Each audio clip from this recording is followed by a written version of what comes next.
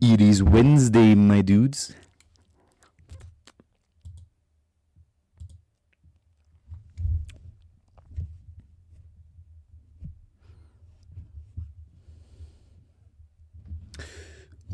It is a Wednesday, my dudes.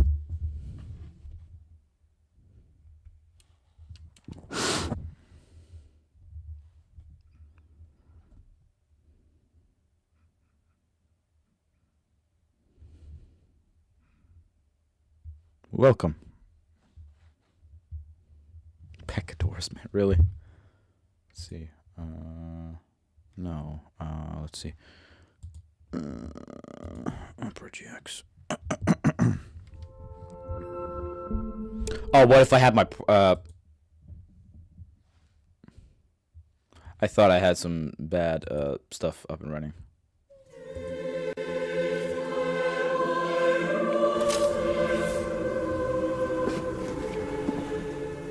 The fuck? Hell nah.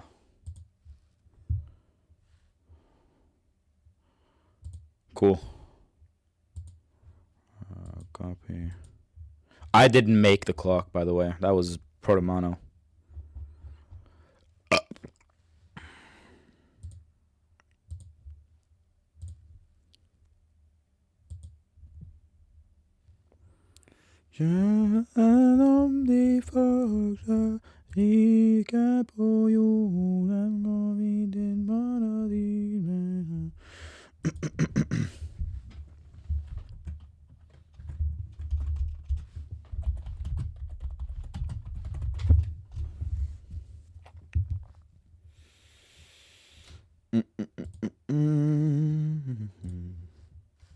I'm gonna pull up something real quick that I made myself of the clock.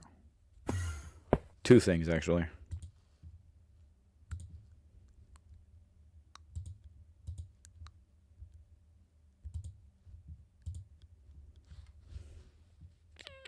I think it's this one.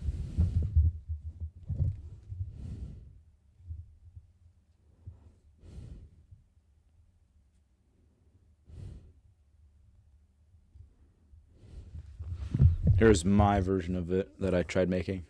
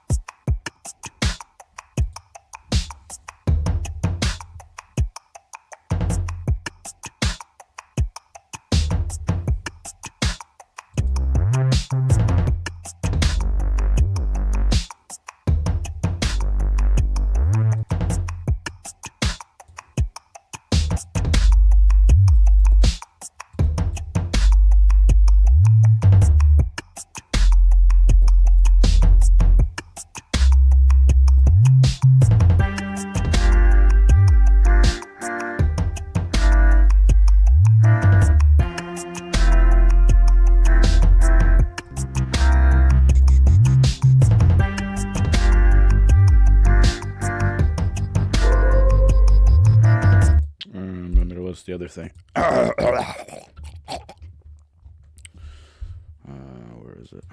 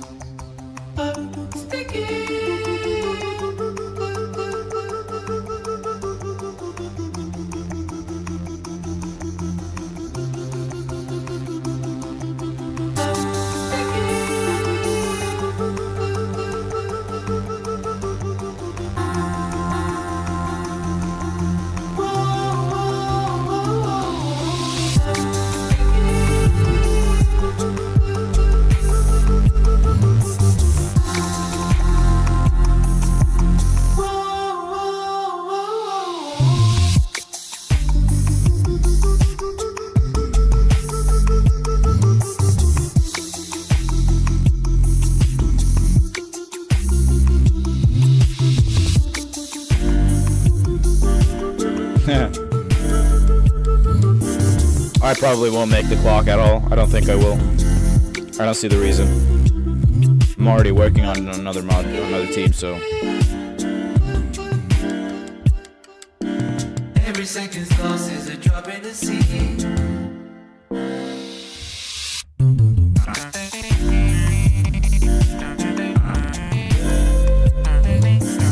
Every second's lost is a drop in the sea.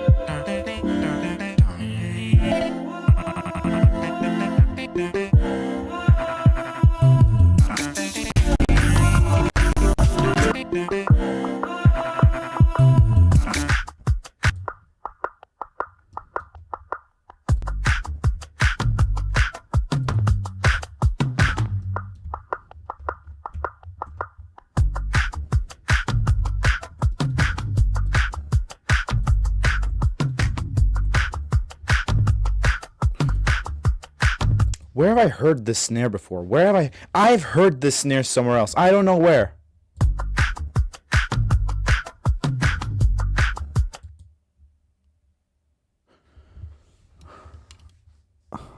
Where have I heard this? I know this snare. I know this. I've heard it so many times.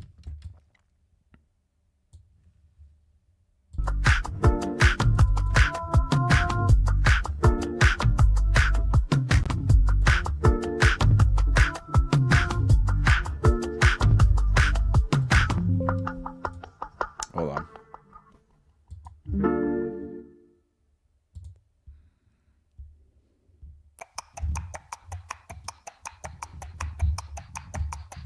What the fuck? Hello?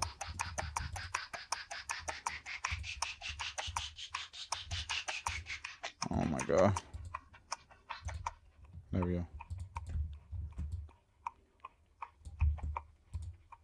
Need to go. Every time, anytime, is it fine if I pose? Every line, any line. Need to go. Every time, anytime, is it This snare, it's pissing me off. I've heard it. Where have I heard it? Oh, fuck me. Oh, come on. Where is it from? Oh, this... fine if I pose? Every line, any line. And if I go. This snare. Oh, this snare. I've heard it so many times. Ah! It's pissing me off, bro. It's pissing me off so much, bro. Where have I heard this before?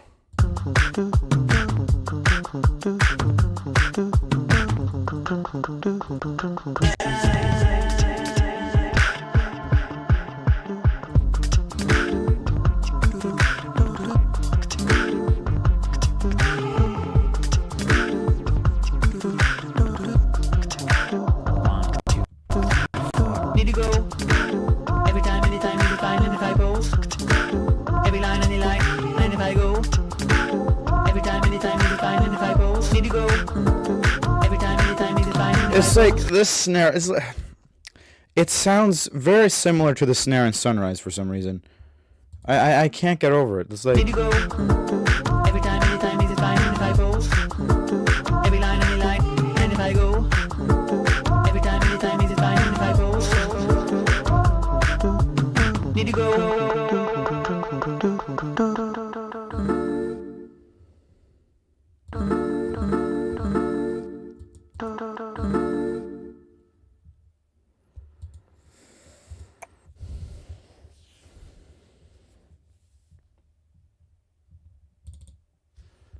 I'm just gonna chill out.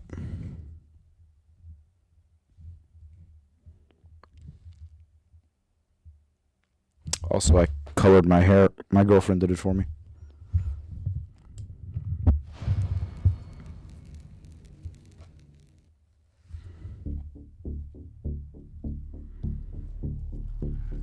Hold on.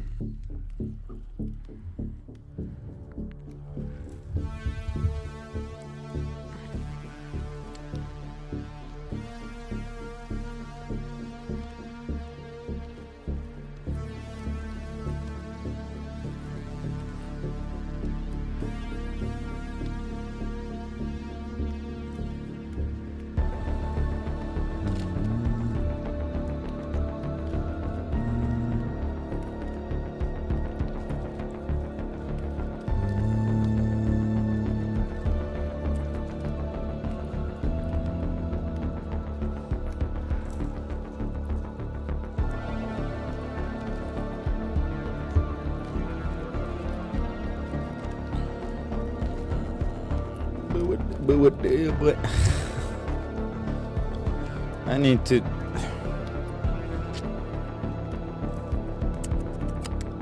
And I think I mentioned it. My girlfriend actually just colored my hair.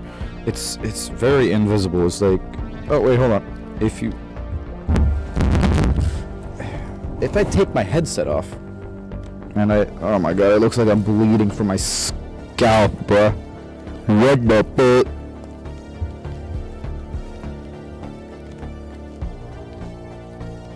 And I put way too much hair gel in this crap, so. Let's see. I'm doing some shit right now. I might as well just load in.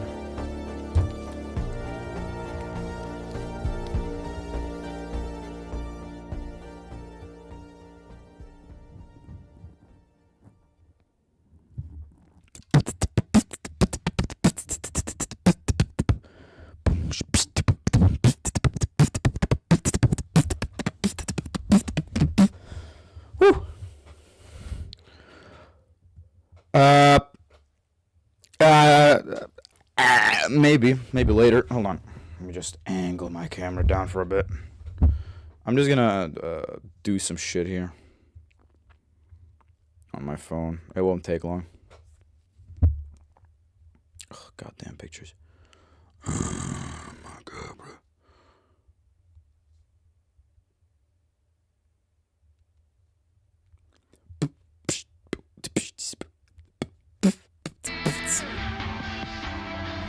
Whoa, sweet Jesus.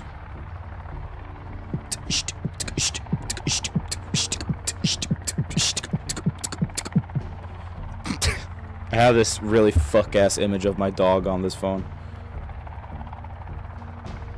Like, bro looks stupid. Bro looks stupid. He look. My dog always looks like that, by the way. What the fuck have you been buying, bruh? Girl, you buying too much. She's a material girl, so. I'm just kidding, I love you. Okay.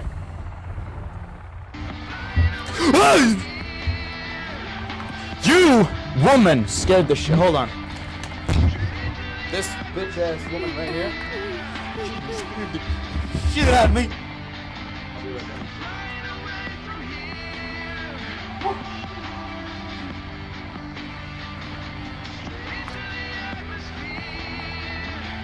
Helicopter. Helicopter.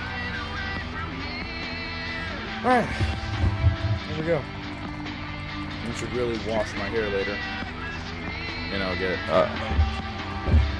get it clean. Hello, hey, hey.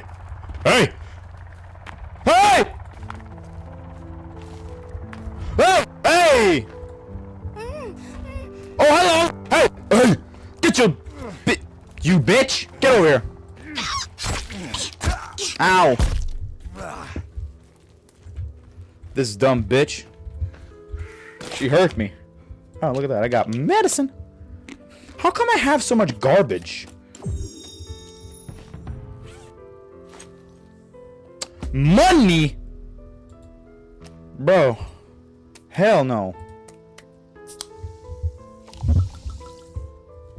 There's some banger music, bro.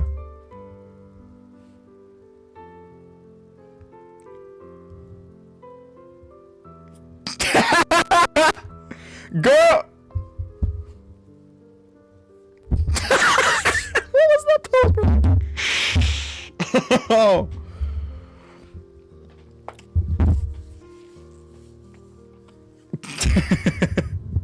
Bro, if you're watching this while you're coloring your hair, I swear to God, that's dedication to another taken to another level. Do I have a gun? I have a gun. I do have chips though. This is bomba clap. This is bomba clap chips. Bomba cut. Me bomba.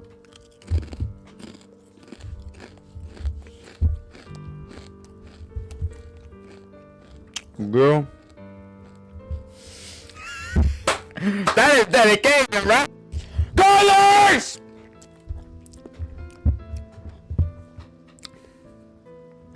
Girl. Okay, anyway. We have, let's do a little tour. We have random garbage over here. I have a plane.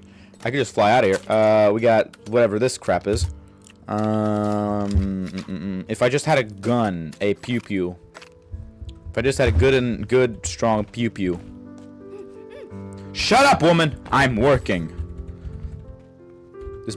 Hello. Hey, hey, hey! I see you, girl. Oh. Oh, crossbow.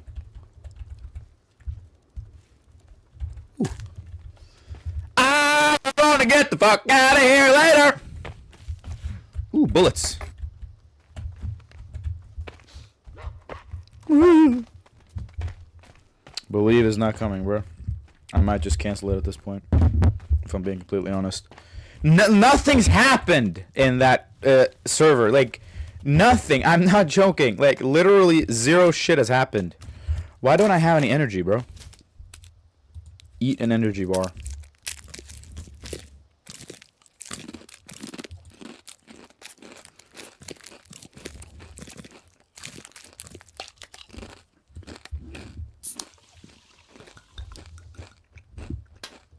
Bro, there was coffee in this game. Oh, I love coffee. Even though I'm barely legal. I'm still able to drink coffee. Let's see. Where the fuck am I? Where's it? Why am I here? What am I doing here? I'm supposed to be over there somewhere, I think. Let's see. I need to find a good spot to jump off. With my parachute. Okay. Seems as good a spot as any.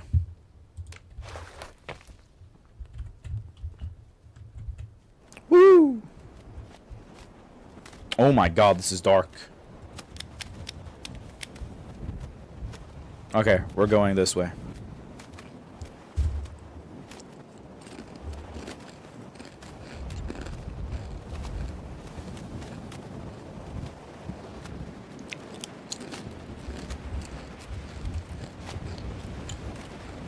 Not this one, dumb bitch. Oh my god.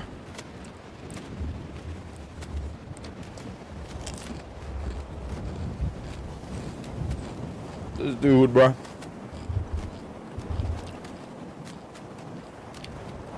Go answer your snaps, bro.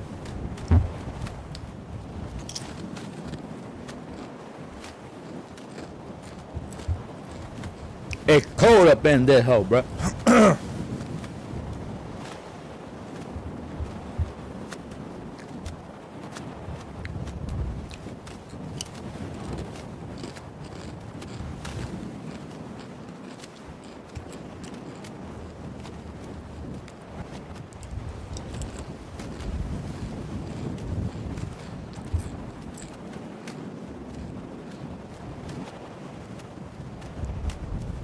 I loved it. I was happy. I felt true happiness, bro.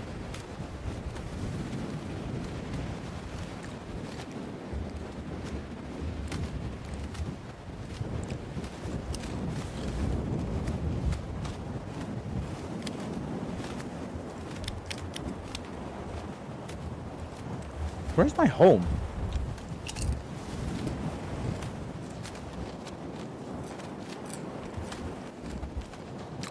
I'm trying to make one, but it's low.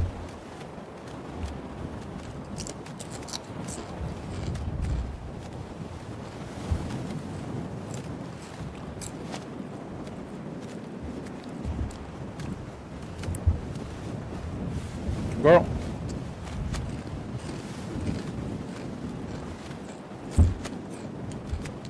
La la la. La la la la la. La la la la la. La la la la la la la la la.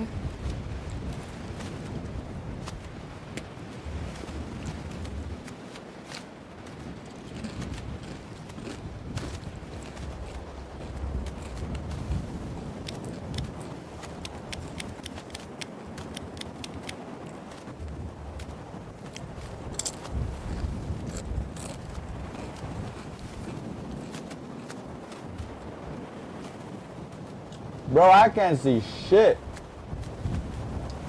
But I think this is home.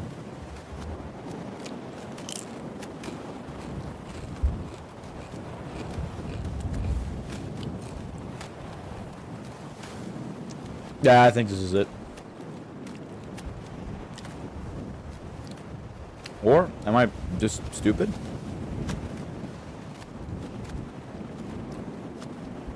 Where's my house, bruh?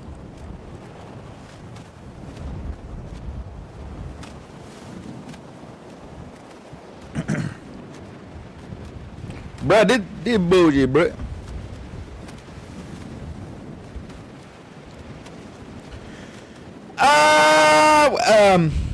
I can't stop this feeling deep inside of me.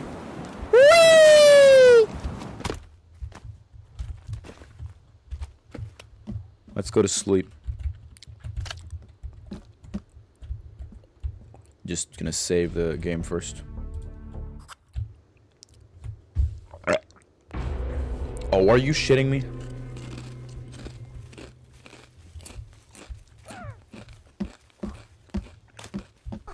Hey, bro. How you doing? Come here. You can't reach me. And to be fair, I can't reach you either. Oh, got you.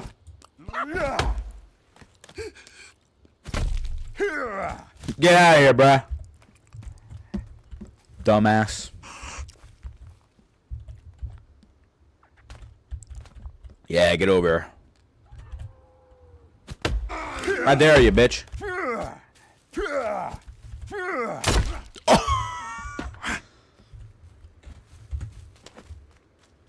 Yeet!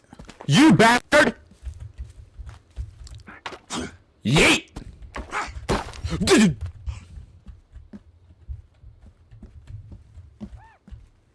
Come here, bastard. Come here, little bastard. I don't want to go down there. I'm safe up here, bro.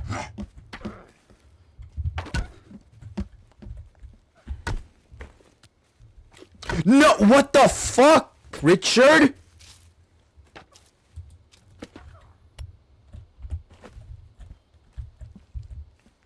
Maybe I can just use these flares.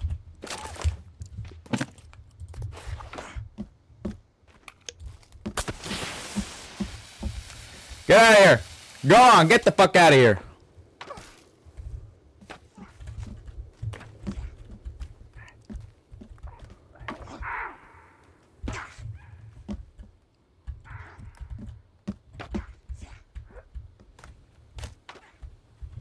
Help me!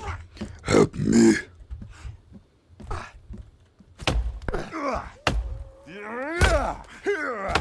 Get up here. Come here. Come here. Pussy. Are you weak as fuck, man? Come here. Come on. Oh, hey. Ow! That fucking hurt. Okay, you know what? I'm tired of this.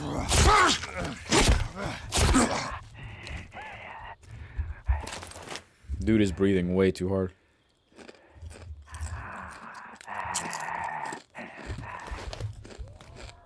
Come here, bro.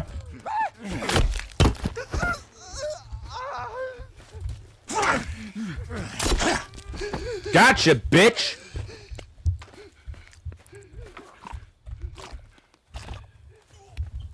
Useless sack of shit. Come on, bro. Let's go. Let's have a go at it. Yeah, that's right. That's right. That's right. That's right. That's right. That's right. That's right. You don't mess with me.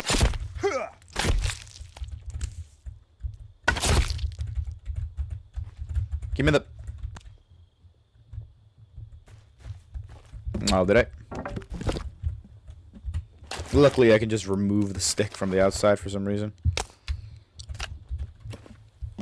It was fun. I loved it.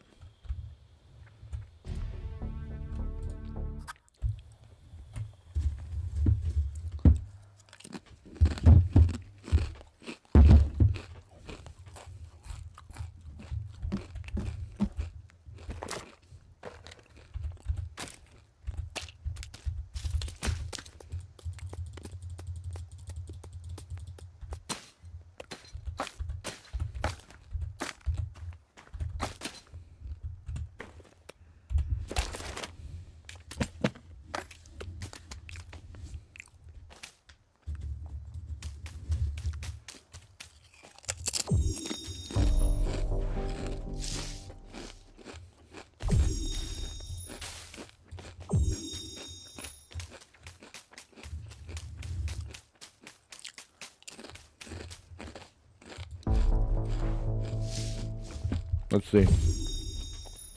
What is you saying, bro?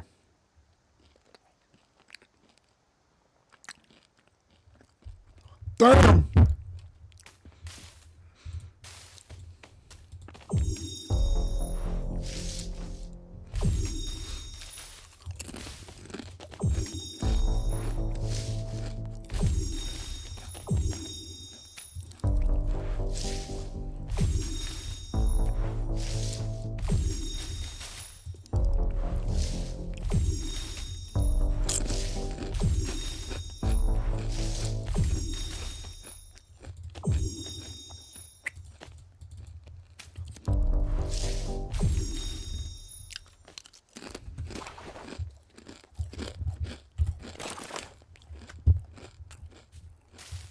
There we go. Now I'm armored.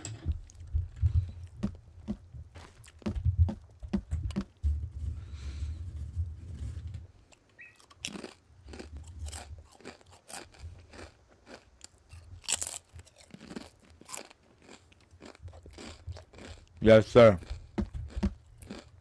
Now I'm gonna go find hello?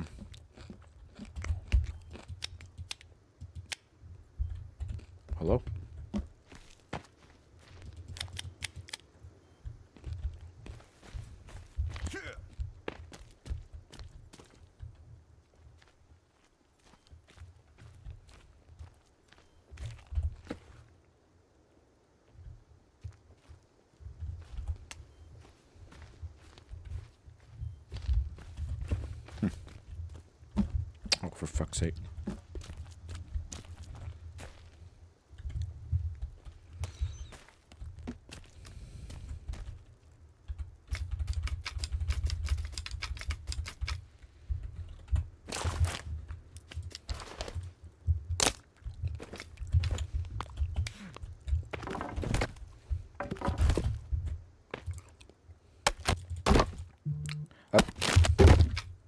I can't stop this feeling.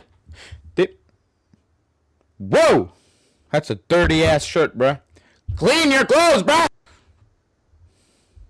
I can't stop this feeling deep inside of me. Let's light this.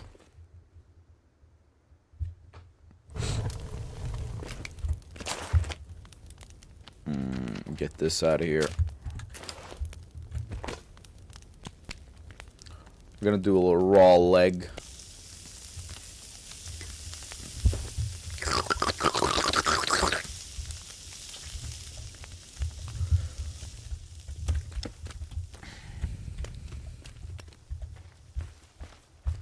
Because I can't stop this feeling. Wait, I don't need this anymore. I can just take this down. I haven't watched it.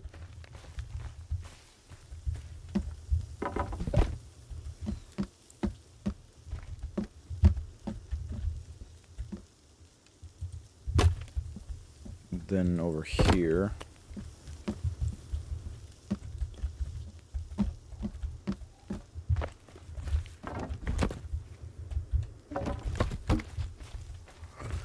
I gotta put something on in the background. I can't sit in silence like this. Let's see.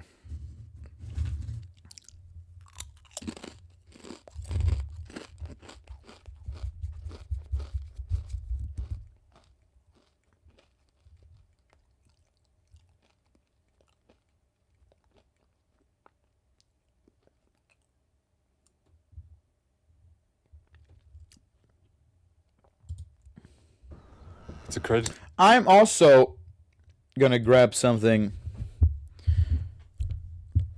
You just survive. You know? Build, survive. It's like Minecraft, but with extra steps. Get new shirts, bruh. Get something thicker at least. By the way, I'm not to you, Chad. I'm talking to someone special. I'm I'm gonna get something to drink because I am parched. You know? Okay. Yeah. National Geographic. What the fuck is that? Anyway, I'll be right back.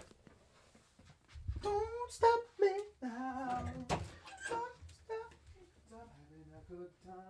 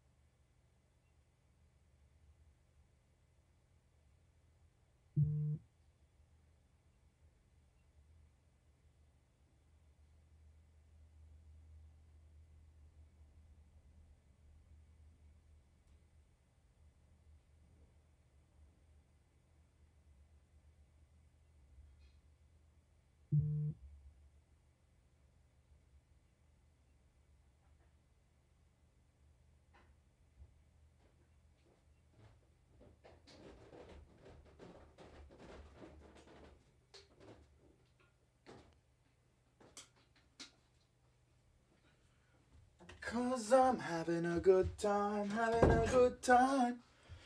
I got a cup.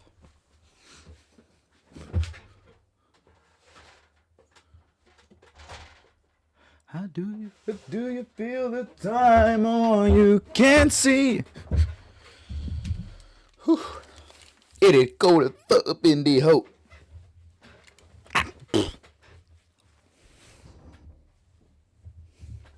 It go to up in the hope. Oh shit.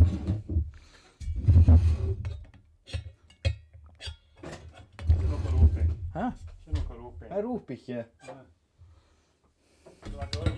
Jeg har vært og øvd. Vann.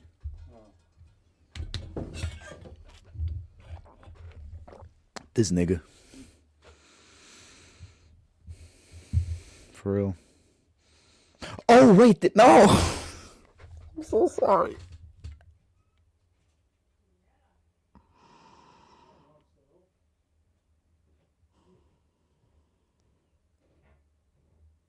Pause, bro.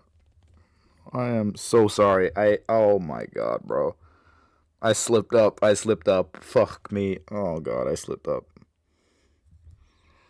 I did not mean to say that.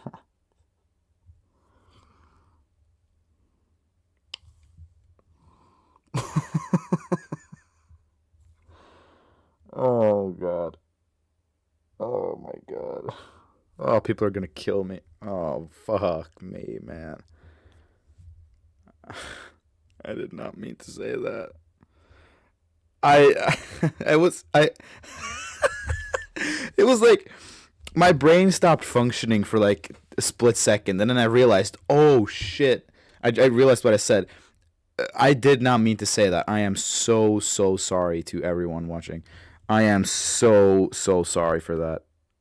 Please don't take offense to it. I'm so sorry, bro. I am so sorry. Oh my god, I slipped up, bro. I slipped up so bad. That I fumbled so hard. Oh my god, Mia, I'm sorry, bro. Oh fuck, man, the butthole, bro. What the bug, bro? Oh my god.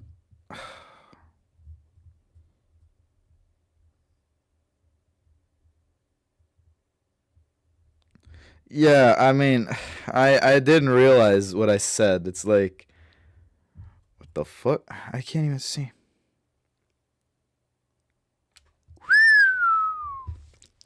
That's sexy. I'm sexy, and I'm still sexy. Nah, that shit look good though. Also, I don't know. I mean, I don't know why I said it. It's like, I'm not gonna defend myself. I mean, I will. It was like, it was so, I didn't realize that I said it because I'm so used to being alone. No one cares what I say, and you know it's fair. Like if I'm alone, there's no one around. I can say whatever I want. But I realize right now that I'm not alone, and that was after I said it. Whoops. I'm. Oh my god, I'm so sorry. No, I have not.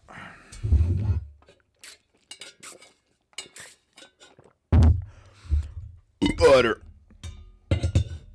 'Cause I'm having a good time, Shoot star,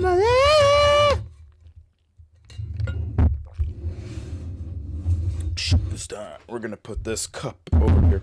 No, that's it covers the chat. God damn it. If this thing. We're gonna put this over here. Oh, I'm gonna put it on the floor. Our floor is bad.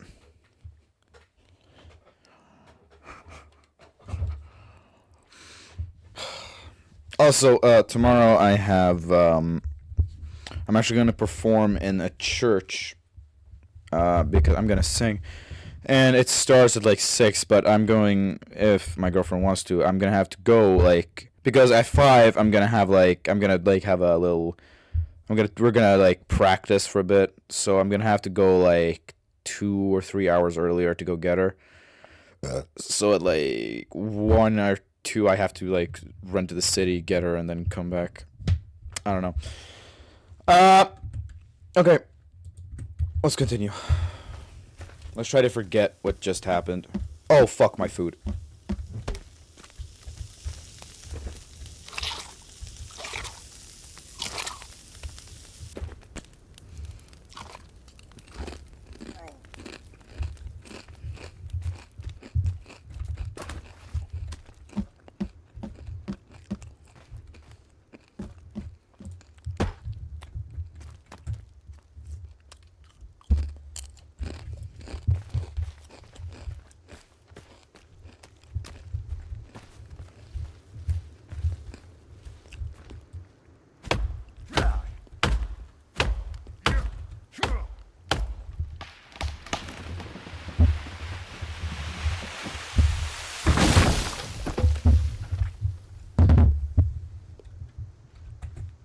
Oh, yeah, that's right. I was gonna put some shit on for me to watch. Card. Remember, it's a credit card. By the way, I can't see any of your screen. Like, I can't see the chat right now. Okay. The best ways to identify a scammer is by accessing their webcam. But here's the problem. The majority of scammers, they cover their webcams completely, so you can't see anything. Now this scammer, he's got like scotch tape or something on there, so you can see him a little bit, but you can't fully identify who he is. And that's bad because I can't send this to the cops. Oh my gosh, we got his webcam. Now here with this guy, he actually takes the scotch tape off of his webcam. We turn it on and he even sees the light, but it doesn't matter. We've got everything clear recorded. and we're about to show you. So let's get into it.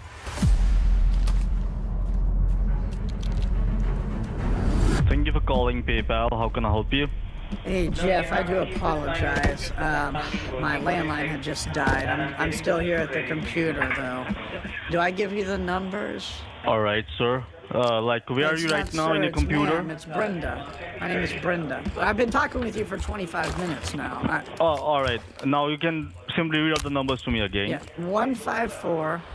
Can you just open the? I'm just sending the request again. All right, miss? Okay, I'm sorry. This is just. I apologize. I have arthritis in my hands, so So you're gonna have to help me out. Okay. I don't see any kind of request coming through. Did you restart your computer or something? I'm connecting you again. Just give me a moment. Okay. Give me a Are you gonna moment. do a different computer? Just tell me the numbers again. Provide me I the know- numbers did you- again. All Are right? you coming from a different computer? Yes, miss. Okay. Now you can read the numbers to me again. Yeah, it's what?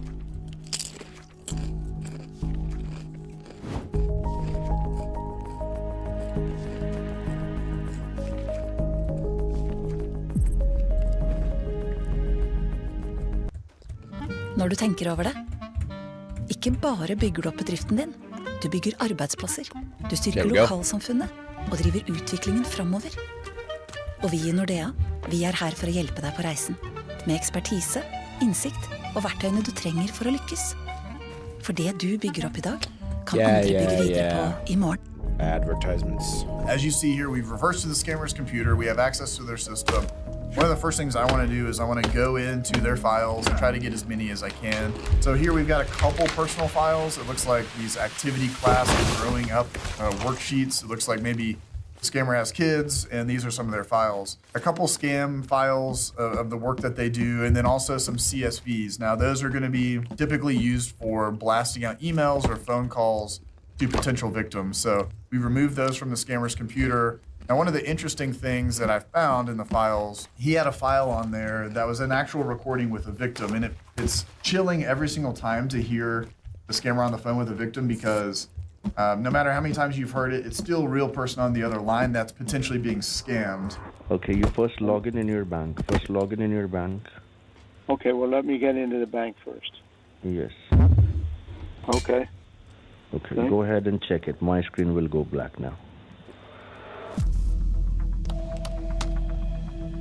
One last thing we were able to get was the scammer's webcam.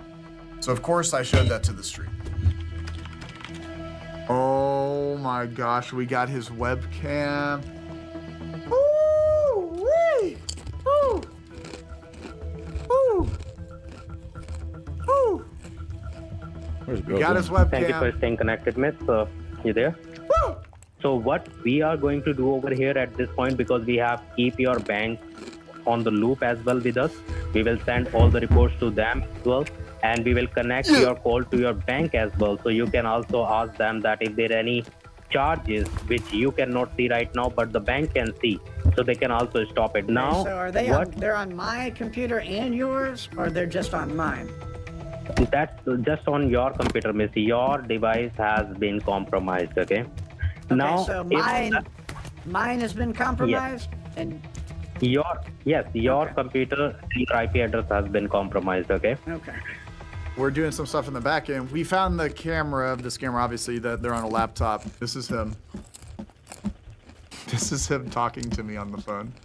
See how he has his camera covered with a little piece of tape?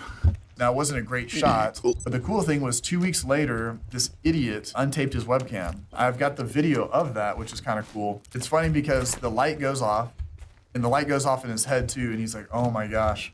Well, I'm scamming someone, but someone's on my computer and they're looking at me. You can tell from the blurry picture to this picture, it's the same guy. And for whatever reason, he took the tape off. Maybe the wind blew it off. I don't know. Open up your online banking and check it out if you see any unusual transactions over there which you don't recognize For some reason today I had a transfer. that has been made by you. It has not been made by me. I don't know why That's not there. you? That's not me. I don't. And what was the amount for that? 5,000. So there's a $5,000 transaction that the scammer saw. That was actually from a previous scam bait that I had done. So they just kind of went with it and they were going to try to take that money. So in order to do so, they had to pretend to be Chase, and they spoofed the number and ended up calling me pretending to be one of the bankers. We have sent the reports to your bank as well, miss, regarding the entire case. So they might will call you, okay, on the secured line. Oh, they're calling me now. So you Hi, ma'am. This is Mark calling you from Chase Bank. Am I talking to Brenda? Yeah, this is Brenda. It sounds like you're going through like a nitroglycerin plant or something. I'm calling you back. Okay. You need to fix your connection, sir. I'm sorry. It sounds like maybe you're in a washroom or something. No, ma'am. I'm sitting at my office, ma'am, in the bank. Oh. There is some... Okay, ma'am. I can see that there is a hidden transaction under your account. We are unable to dispute this charge for you. Do you know why? Why? Ma'am, because when this charge was made, it was 6 a.m. in the morning. The bank was suspicious. That is the reason we did send you a text message on your cell phone number, whether you would like to approve the charge. If yes, press 1. If not, press 2. Brenda, you won't believe we got a positive response. 1 was pressed from your end. Ma'am, might be... it could be a hack. Yeah, it's... So they've... Oh my gosh. Oh my gosh, let me go ahead and check it. Listen very carefully. I just got a solution. So what we're gonna do, the hackers have done a fake charge under your account.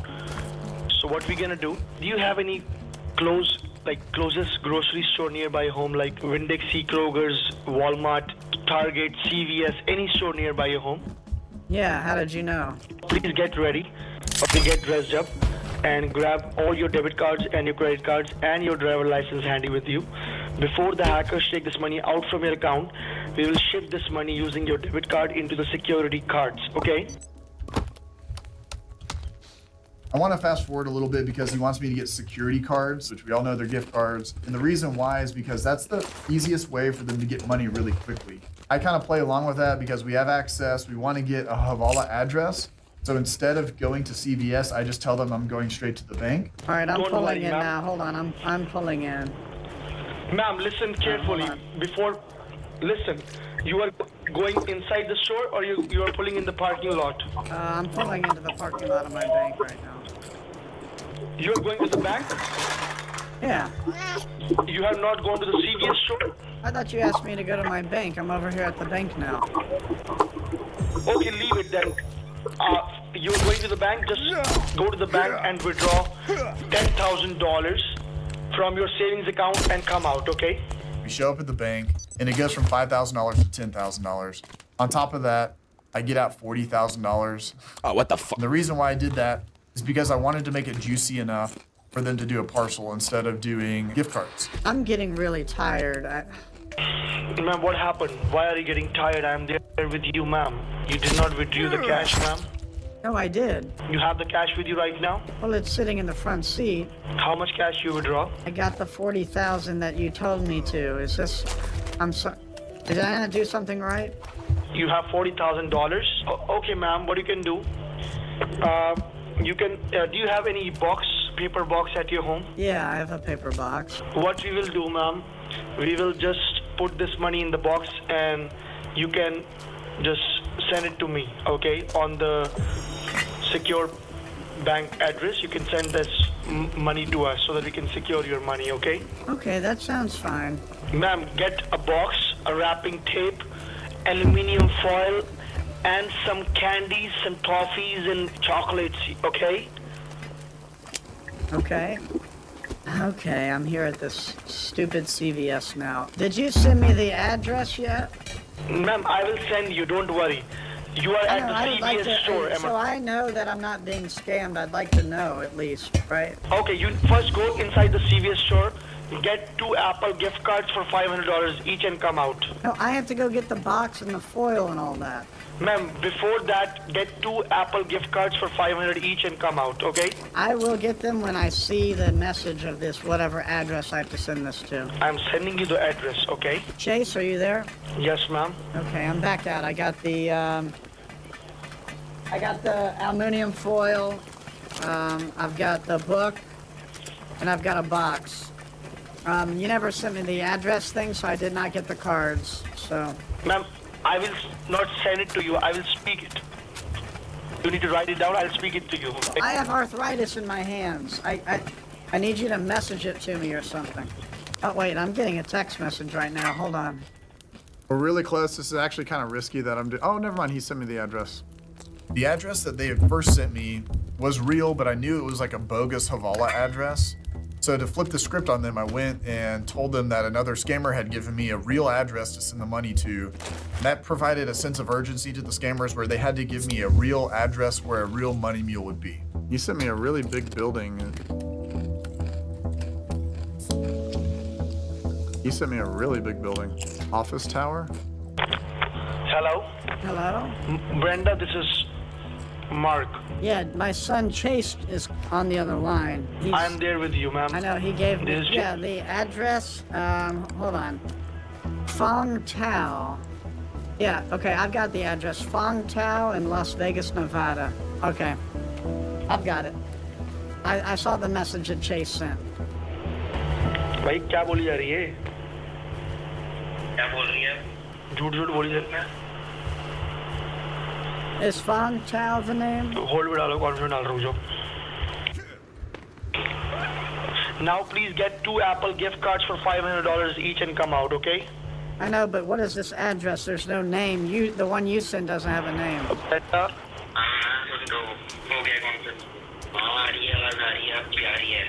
अरे customer का भागी रंडी.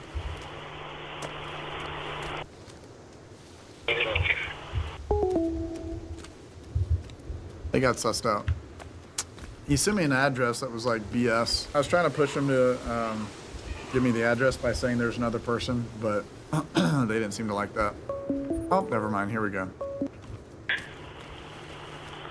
Brenda. Yes, this is Brenda. This is Chase. This is Mark from This is Chase, Chase? Hey, son. okay? You got the Apple gift cards? No. Why? Because you never sent me whatever you were supposed to send me. You sent me some kind of bogus thing. Ma'am, you can write it down. The address is 252 Wait, hold West. on. What now? Yes, I have that written down. They ended up giving me a second one, and that one was absolute money. That's where we were able to stop a parcel. We intercepted a package that had actual cash in it, and we saved a victim. All right, the scammer has given us the Havala. He's given me the green light to give it to the law enforcement. I can't say anything further there, ladies and gentlemen, about that. We're gonna leave him wondering. We're not gonna say anything else. You know what I mean? When we connect to scammers' computers, my number one thing is collecting evidence.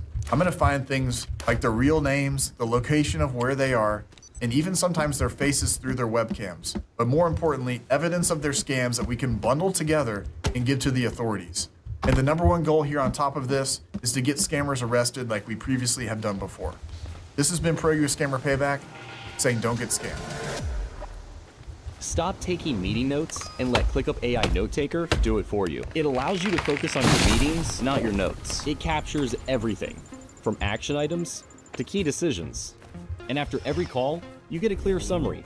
But where it really goes to the next level is that it's the only AI note taker that connects your meetings to the rest of your work. So stop stressing about taking notes and get the AI note taker that works for you. Get ClickUp AI Note Taker for your next meeting.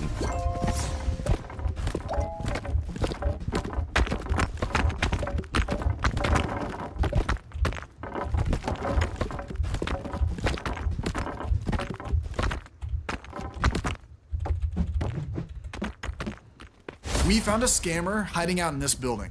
And we know this because he connected to my system hoping to steal my money. If you've watched us before, then you'll know that this is all a trap. Because once he connects to us, then we're gonna connect right back to him. And in this case, we tracked him down to the exact location.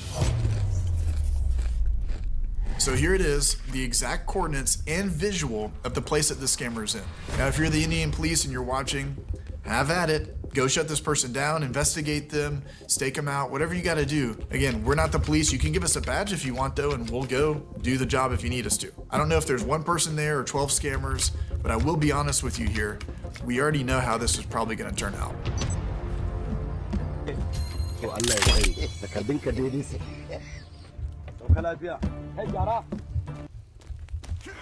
These scammers are like roaches bouncing around and hiding in hotels and apartment complexes. And while we don't have the power to go in and arrest them ourselves, we can do a few things. We can slow them down, we can disrupt their operations, and for sure, we can definitely scare them. So I'm gonna mess with this scammer by naming all the places around it, because one day they will get caught. Let's get into it.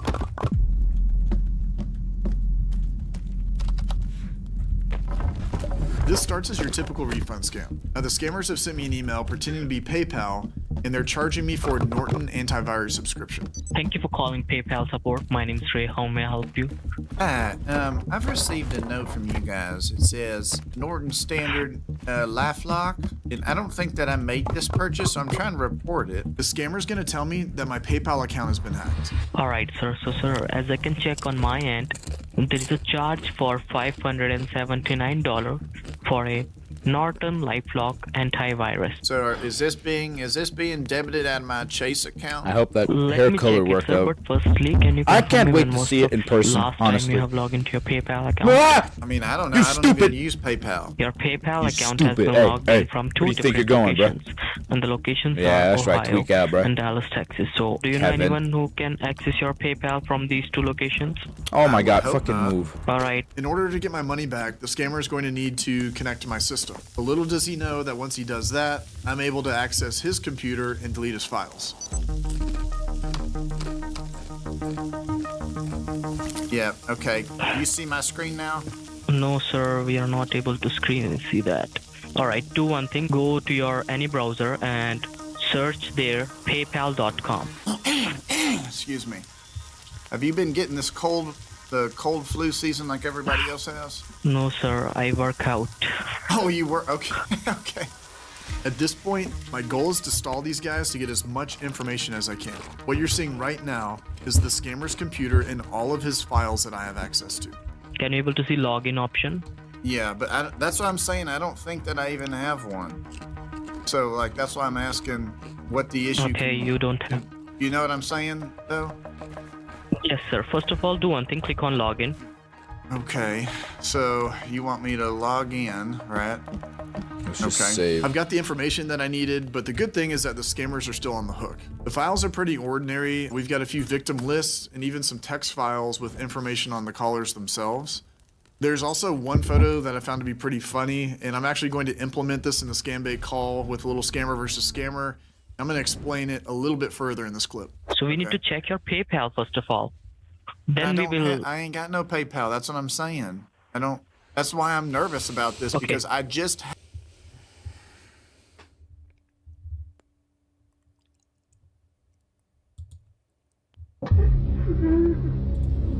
Sweet.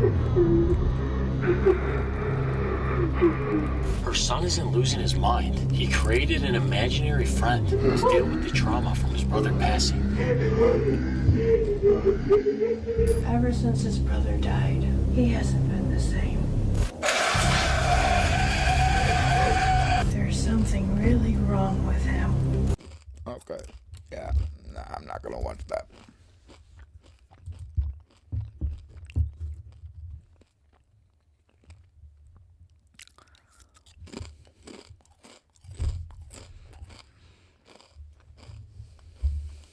What the fuck?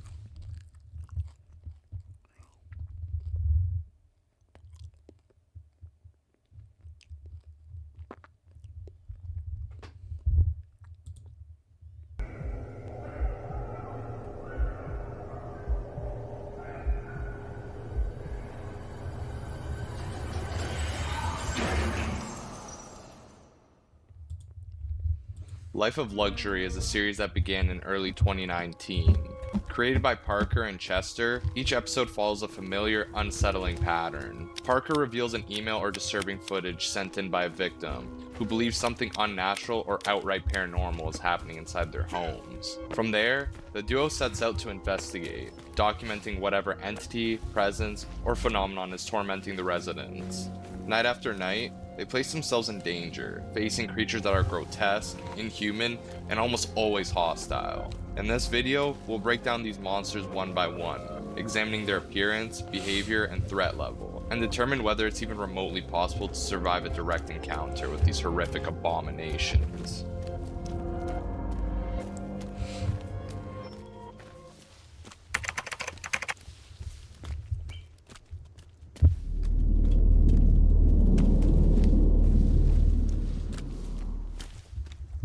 Tommy is one of the most disturbing entities in Life of Luxury, originally believed to be Candace's missing son, but the real Tommy had died a year earlier, meaning the creature that climbed through her window was an imposter, wearing his clothes and mimicking his habits. This Tommy looks humanoid, but at night, his body mutates violently, his limbs stretch to unnatural lengths, his neck expands outward like a flail, and his head can rotate a full 360 degrees, without injury. His face is sometimes hidden behind a mask, and his tongue is long, black, and slick, designed for feeding. Tommy behaves like a parasitic predator, bound to a nightly growth cycle. When darkness falls, he lies still beneath blankets before rapidly expanding in size, bones stretching under his skin as he emits painful wails. Then he stalks through the house with unnatural intelligence, always returning to Candace. Using his tongue, he penetrates the base of her skull and drains cerebrospinal fluid. Candace shows signs of severe neurological collapse, suggesting Tommy keeps her alive just so he can milk her, repeatedly. His strength is overwhelming. He smashes doors, drags victims through windows, and moves with inhuman speed. His threat level is extreme. Tommy cannot be reasoned with, contained, or distracted.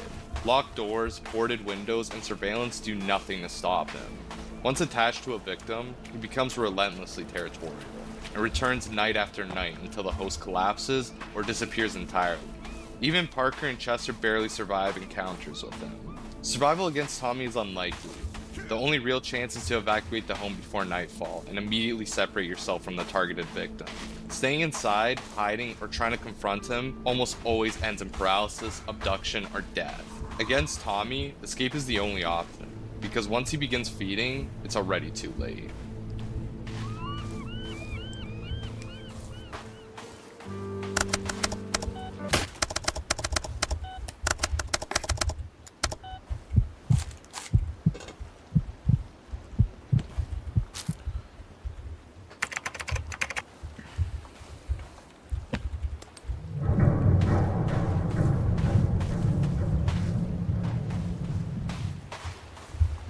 The bedworm is a grotesque parasite introduced in We Bought a Parasite Off the Dark Web video. Resembling an oversized tapeworm with the same biological structure, a long segmented body packed with eggs, ready to spread into new hosts. Initially bought as a pet, the creature quickly proves to be an invasive apex parasite, with extreme mobility and an instinct to burrow into flesh. Its bite is the first sign of infection, marking Chester as its primary host. Once inside a human body, the bedworm's offspring spread rapidly.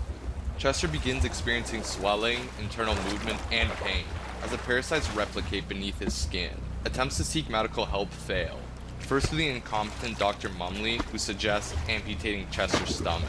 As the night progresses, the worm's behavior accelerates. It escapes containment, skitters throughout the house at unnatural speeds, and eventually returns to Chester, launching itself into his body through his lower cavity to rejoin its offspring.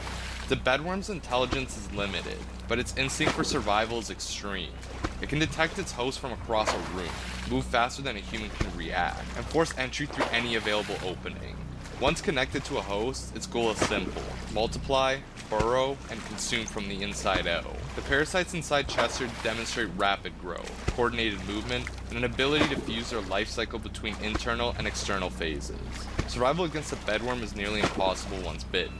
Early evacuation and immediate professional medical intervention offer the only slim chance. But the parasite's speed, stealth, and relentless return to its host make escape unlikely. If the worm has already begun reproducing beneath the skin, the victim's fate is almost certainly sealed. The organism will keep entering, feeding, and nesting until the host collapses from systematic failure.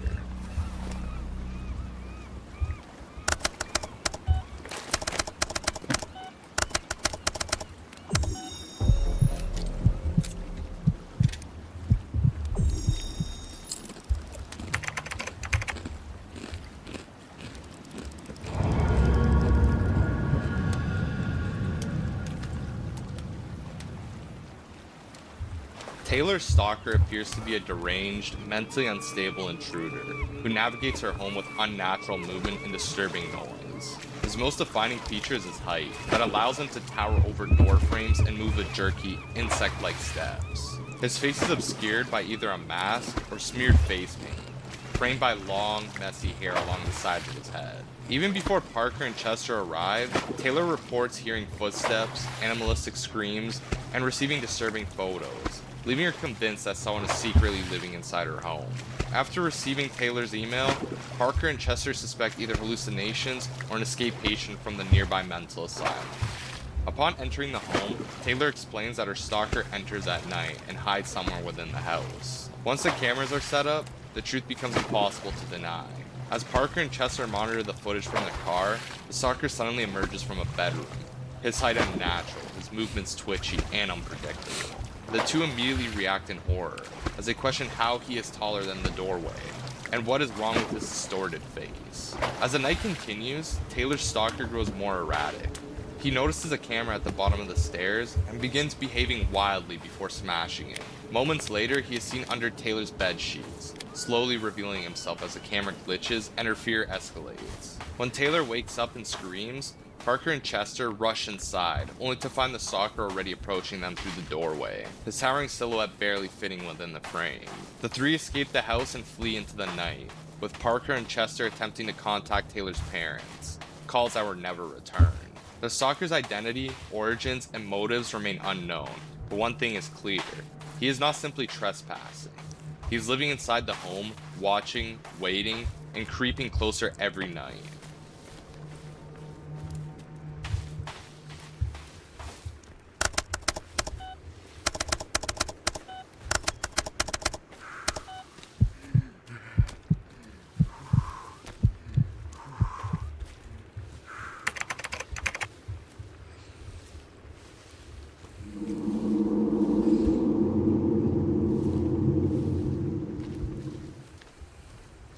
Billy is another distorted humanoid whose transformation mirrors Tommy's, hinting at a larger pattern behind these creatures. He appears lanky and malformed, with extremely long limbs, a stretched frame, and wild black hair that shoots out in every direction. He wears a white shirt with red sleeves, and though his age is never stated, his behavior suggests he has regressed into something primal and predatory. Like Tommy, Billy's Jurassic physical changes begin after entering the woods, suggesting that whatever infected Tommy may have also reshaped Billy into this unnatural form. Billy's behavior ranges from vacant to violent. Early footage shows him drooling uncontrollably at Debbie, before he suddenly shifts into manic excitement when offered food. Throughout the night, he repeatedly bangs his head against the wall and screams, as if reacting to internal pain or fighting urges he can't control. His erratic movements escalate until he smashes a plate over his own head and twists into a disturbing spider-like pose, using his long limbs to move in unnatural ways. As Parker and Chester monitor the house, Billy becomes increasingly predatory. He peers silently into their room from the hallway before ultimately attacking Ronnie and consuming him off camera. Unlike many Life of Luxury antagonists, Billy does not pursue Parker and Chester after the attack, implying his goal was singular and instinctual, rather than territorial or malicious. His transformation pattern, behavior, and anatomy strongly suggest that the same force, entity, or infection that created Tommy is also responsible for Billy. Given his unpredictable movement and bursts of violent strength, survival against Billy depends entirely on distance and early escape. Once he snaps into predatory mode, his speed and erratic locomotion make close-range encounters nearly impossible to survive. Like Tommy, Billy embodies an infection that reshapes human biology into something spider-like, ravenous, and barely sentient. Another reminder that whatever lurks in those woods is a true enemy.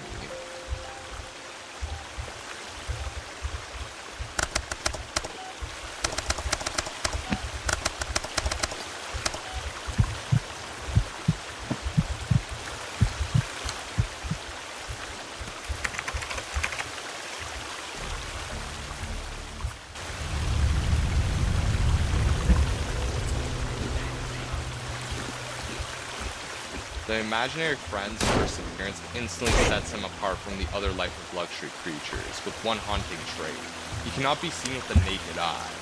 Only night vision technology reveals his true form. Physically, he's a thin, elongated humanoid, with an unnaturally protruding neck, a tangled mess of hair covering his face, and a patterned shirt with jeans and black shoes. Despite his frail appearance, he possesses enough strength and anatomical distortion to swallow a human whole, much like Billy. Parker and Chester become involved after receiving an email from a distressed woman named Barbara. She explains that her son Tamar died in a fire, and ever since then, her son Caleb has acted increasingly disturbed, stealing her undergarments, cutting a girl's hair, and becoming violent. Caleb insists that he has an imaginary friend, but Barbara believes something much darker is happening. When Parker and Chester confront Caleb in his room, he vomits a strange, goo-like substance on Parker, hinting that whatever is influencing him has already taken root. Later that night, the truth becomes horrifyingly clear. Under night vision, the imaginary friend emerges and silently devours Caleb whole. As Parker and Chester search for him, Chester is attacked by the invisible creature, confirming that it can physically interact with the real world, even when unseen. Before they can react, the imaginary friend turns his attention to Barbara, consuming her in the dark while the two investigators flee the house. To this day, Parker and Chester have received no updates from Barbara or Caleb, and their footage suggests the unthinkable. This being was never a figment of a grieving child's imagination. It was real, and it was waiting for the right moment to step into their world.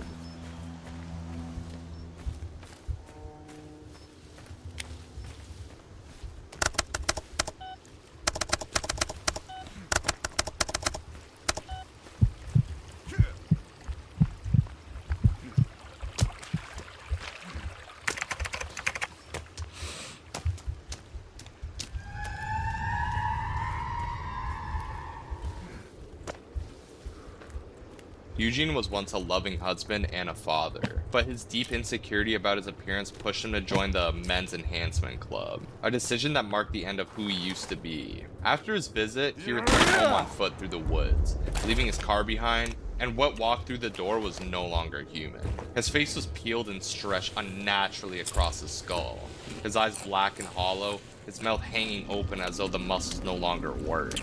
His pale, patchwork skin looked assembled from multiple bodies, his limbs unusually slender, and his facial features misaligned as if stitched on without any understanding of anatomy.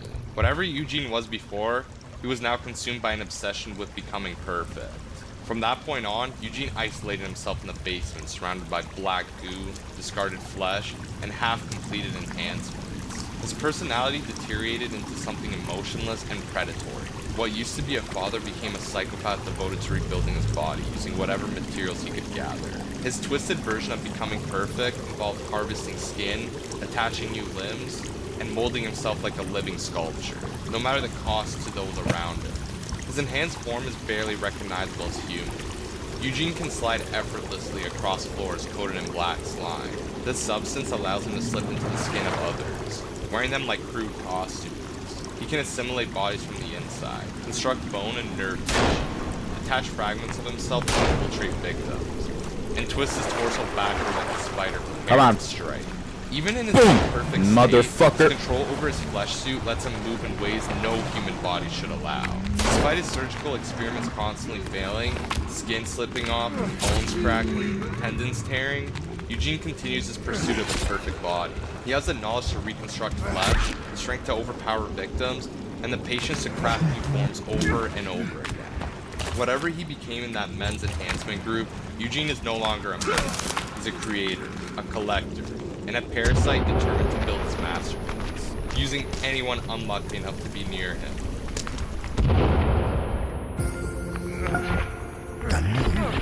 På TV2 Play får du filmene. Jaså, hvor har du støtten stå nå? Seriene. It's great. Og stemningen du elsker. Bra god jul, og så snakkes vi neste år, tenker jeg. Til bare 48 kroner i måneden. I 2 måneder. Julenissen. Best av alt. Disney Plus er inkludert. Alt du elsker på et sted. Where's the last one? There's another one. I know it. Oh. That's it? Really? Huh. Cool. Ooh, a cross. Let's go.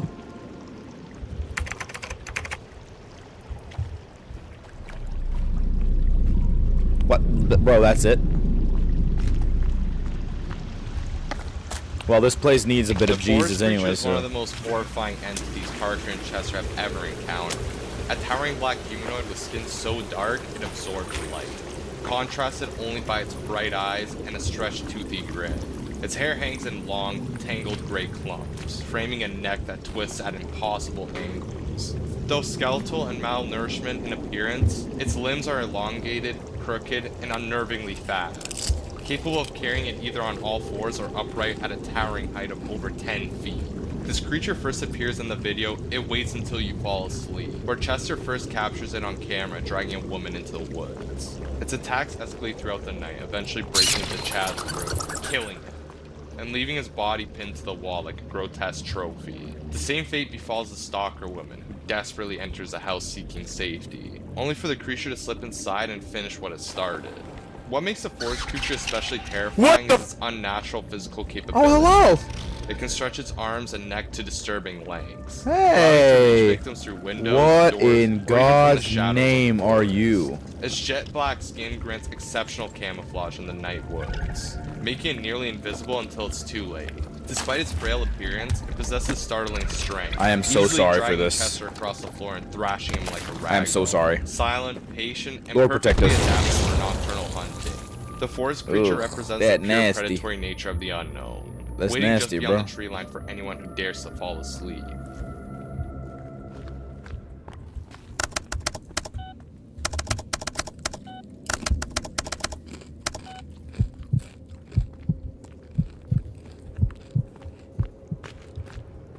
And that concludes our descent into the twisted world of Life of Luxury's creatures. Nice.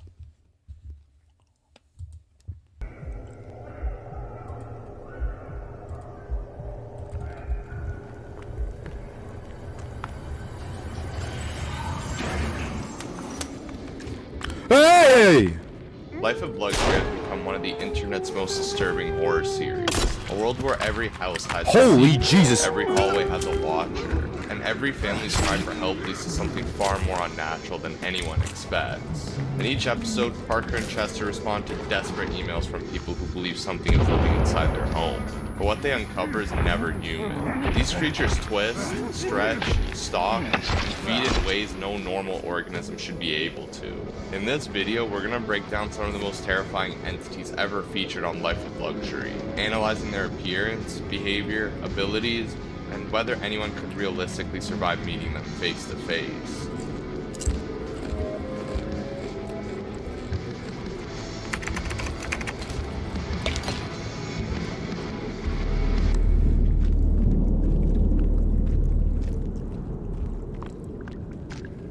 Andy begins as an overweight, middle-aged man in a simple white shirt and black pants. But everything changes when he transforms into Scratchy the Clown. In this form, he wears loose white clothing, a long greasy wig, and thick white face paint smeared with distorted red lips. What His the fu- appearance stop is unsettling moving! Not just because of the clown persona, but because of how unnaturally he behaves while wearing it, moving, dancing, and recording himself like someone lost inside a delusion rather than a costume. Andy's personality sharply deteriorates as the video progresses. Once just a rude, dismissive husband, he becomes a rat, verbally hostile and unpredictable. He isolates Gotcha, himself, bitch. talks to someone who isn't there, disappears at night, and obsessively paints his face. Whatever is happening to him appears to erode his sense of identity entirely, replacing it with the unhinged persona of Scratchy. His fixation on the clown identity becomes so complete that Andy as a person seems to vanish, leaving only the character behind. For Parker and Ow. Chester, Scratchy is far more dangerous than a man in makeup. Sarah's footage shows that he is no longer just performing, he's becoming something terrible. His late-night disappearances, his refusal to engage normally, and the way he fixates on Sarah all escalate into a final disturbing act. At the end of the episode, Andy, or whatever is left of him, kidnaps his wife and drags her into an unknown building. His motives remain unclear, but the transformation suggests something deeply wrong beneath the surface. Something that uses the clown persona as a shell while consuming the man beneath it. Awesome.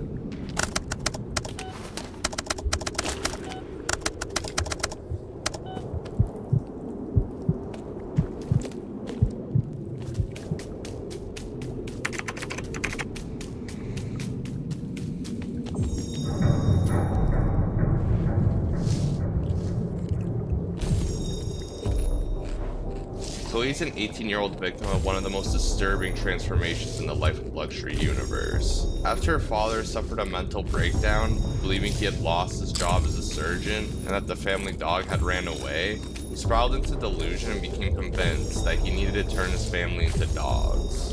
Parker and Chester discovered disturbing files on his computer, describing his plan to surgically transform Chloe, revealing a methodical and obsessive mindset behind her condition. When the two enter Chloe's room, she is pale, weakened, and hooked up to an IV.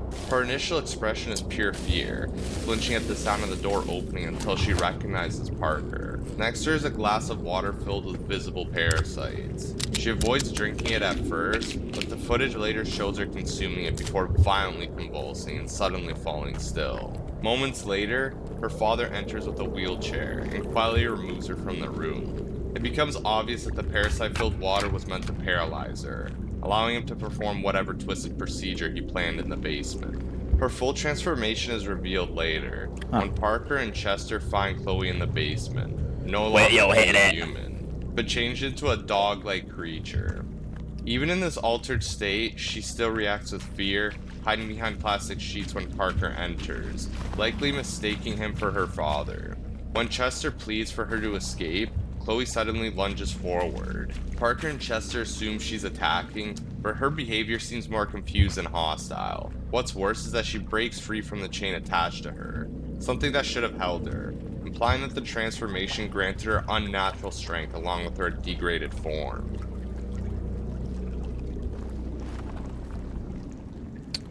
Ah, shit.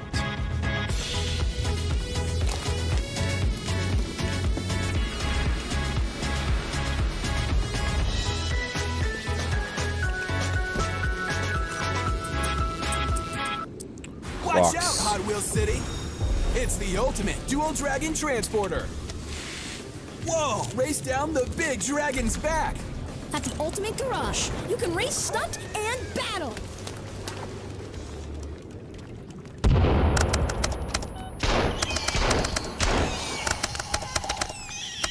Oh, you're still alive!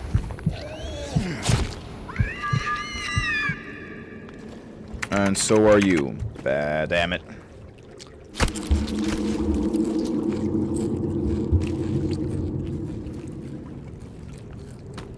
Gail is introduced through an email sent by her 18-year-old sister, Leah, who explains that Gail was in a car accident and later returned home by walking through the woods. From that moment onward, Gail repeatedly wanders back into those same woods every night, behaving more like a puppet being drawn somewhere than a recovering human. Leah's video footage shows Gail stumbling out of the trees and violently charging at her, already displaying an unnatural, hostile change in personality. When Parker and Chester arrive at the house, Gail is withdrawn and unsettling. She is silently standing in the doorway staring at them with a blank expression before retreating to her room. Her behavior oscillates between passive and predatory. Leah and Chester are openly scared of her, while Parker insists that she's simply traumatized. But later that night, Gail reveals her true condition.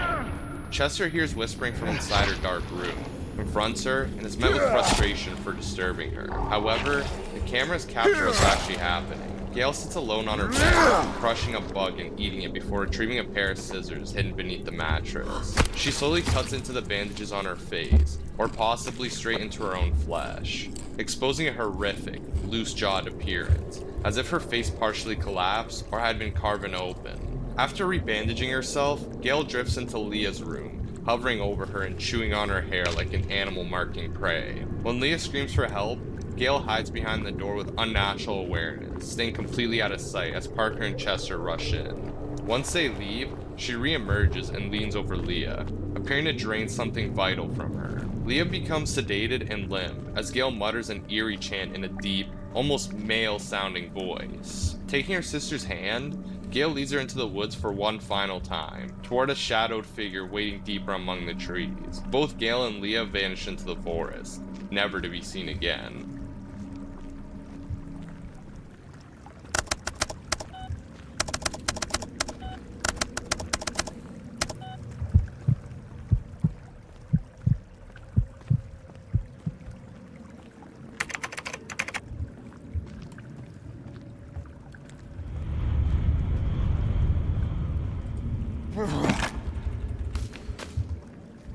Parker Jr. is a malformed genetic hybrid created after Chester accidentally mailed Parker's saliva, mixed with the saliva of Apollo, Parker's dog, to a dark web cloning service. Through advertising as producing exact clones, the result was a twisted fusion of a human and canine DNA. What arrived at their home was a lurching, skin-pale abomination, with Parker's facial structure warped over something that clearly wasn't human. Despite its grotesque appearance, Parker immediately bonded with it, naming it Parker Jr., and insisting it was harmless enough to sleep in a dog crate.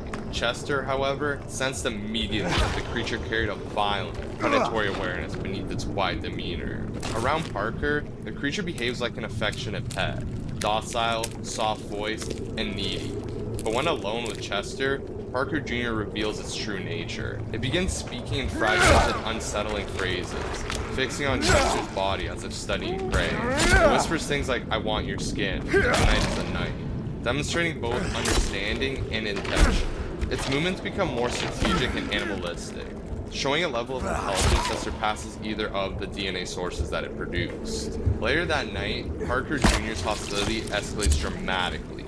It slips out of its crate, stalks through the house, and begins breaking into Chester's room, scratching, slamming, and eventually smashing the door open. The creature lunges at him, with clear intent to maul, aiming directly for Chester's face and throat. Chester manages to escape, but Parker Jr. flees the property, disappearing into the night. Its current whereabouts remain unknown, and the dark web website's claim to have more DNA on file leaves a possibility that other hybrids or even improved versions could be made.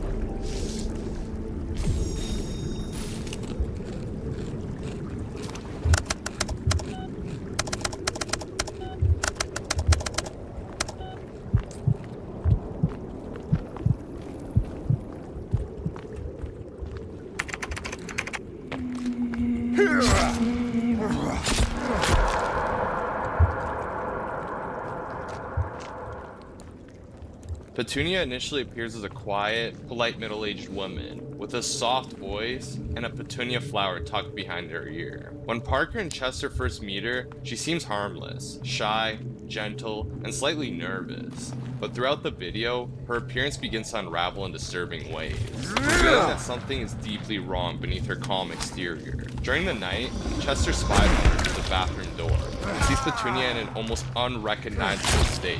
Her arms appear nearly skin-only, as if all muscle has wasted away. Her face takes on an artificial, doll-like stiffness, similar to Margaret's form from earlier episodes, with stretched features and a lifeless expression.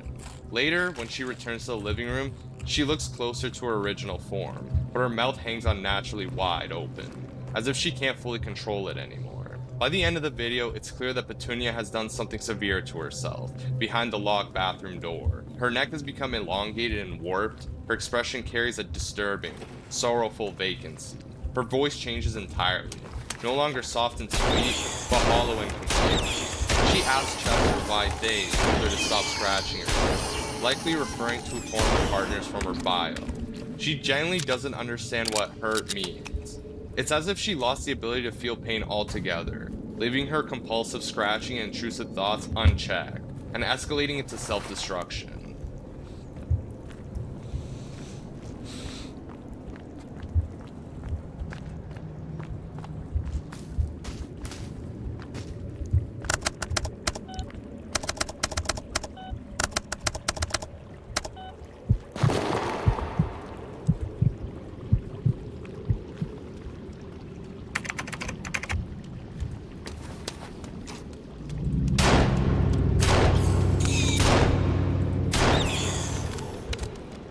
Stanley appears as a tall, disturbingly thin man, with elongated limbs, oversized eyes, and a permanently stretched, happy expression that never seems to match the situation around him. He wears a loose hospital gown that gaps wide open in the back, revealing his protruding spine. His hair hangs long and unkempt, blending him in with many of the unnaturally distorted male antagonists featured throughout the series. Whatever happened to him after his accident has left him visibly altered, physically and mentally. Bailey, an 18-year-old college student, emails Parker and Chester after returning home to find her mother and little sister missing. Her father, Stanley, is the only remaining family member in the house. He avoids giving answers, acting confused whenever she asks where they are. He isolates himself in his room during the day, but at night, he tries entering Bailey's room, making her so terrified that she locks her door before sleeping. Despite Chester's concern, Parker insists Stanley may be simply traumatized, until the investigation reveals something far worse. Throughout the night, Stanley is seen crawling out from under his bed, groaning, and obsessively watching an old tape found earlier in the house. As the tape continues, he becomes agitated, eventually smashing the TV. He later slips into the hallway, vanishes into a room, and ultimately emerges from Bailey's closet, dragging her inside. When Parker investigates, he discovers Bailey missing, her phone discarded, and Stanley having texted her friends to lure them over. A hidden hole inside the closet suggests he's been moving through the walls. Meanwhile, Chester, believing Bailey returned, is violently attacked by a figure resembling her before Parker intervenes. Realizing the house is no longer safe, both You flee, little leaving shit. Stanley and Bailey's fate chillingly unresolved.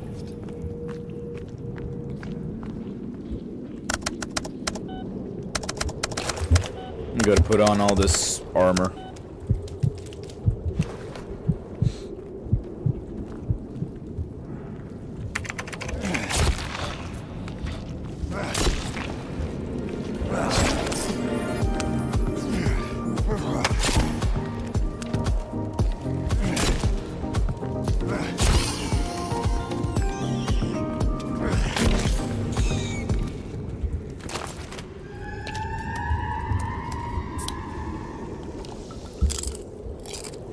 The Blast is a towering, skeletal humanoid with pale skin, long stringy hair draped over its shoulders, and a balding scalp. Its limbs are unnaturally long and taper into thin, needle-like claws. The creature wears almost nothing Aw, man, I except can't get the cloth-like armor. material over its groin. Its eyes glow white on camera, and its silhouette strongly resembles other distorted Stalker-type beings from the series, especially Taylor's Stalker. When seen up close, its elongated fangs and immense size completely dwarfing Chester, making it clear this entity is built for predation. Very little is known about how the Blast normally behaves, because it shows itself only a handful of times. What is known is terrifying. After escaping from a locked suitcase inside Amber's uncle's home, it begins roaming the halls in near silence, moving with inhuman speed and precision. When the helpless girl attempts to warn Parker and Chester, the Blast immediately reacts, tackling her and the camera in a split-second burst of violence. She is never seen again, strongly implying she was killed. Later that same night, the creature slips into Amber's room and locks her inside an empty space until morning, suggesting it prefers isolating or storing victims before acting further. The Blast's familiarity with the house suggests it has been confined there for a long time, likely imprisoned either by Amber's uncle or by the helpless girl herself. The creature's ability to navigate the house effortlessly, remain completely undetected, and striking without warning supports its reputation for extreme speed, possibly the origin of its nickname. When Parker and Chester finally rescue Amber, the Blast emerges fully, chasing them out of the house with overwhelming size and aggression. Amber later blocks Parker and Chester when they ask about her uncle, leaving the connection between him and the Blast unanswered. Whether the creature was bound to him, imprisoned by him, or was her uncle transformed into something monstrous remains unknown. What is clear is that the Blast is one of the most dangerous creatures in the series. Silent, fast, territorial, and capable of killing within seconds.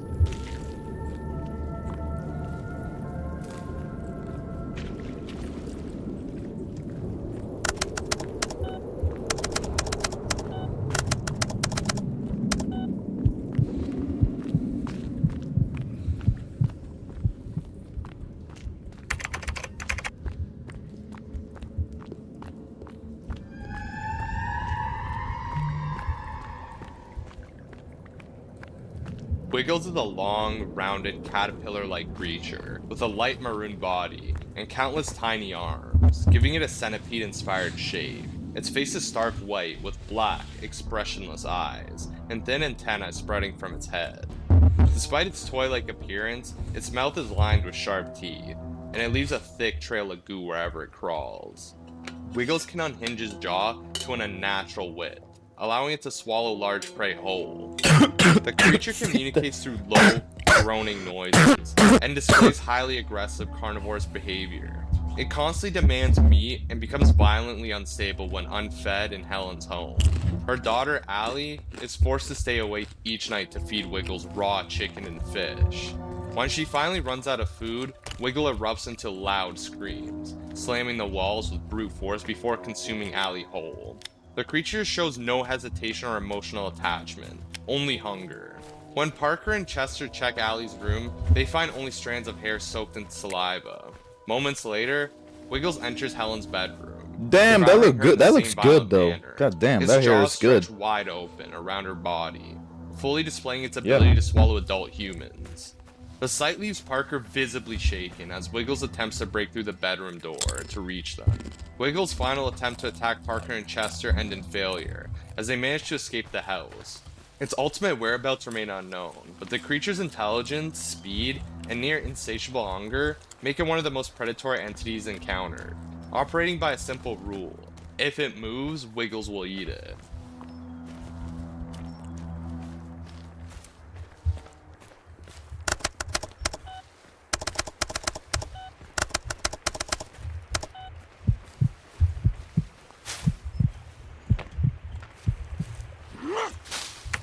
What the fuck? Hello?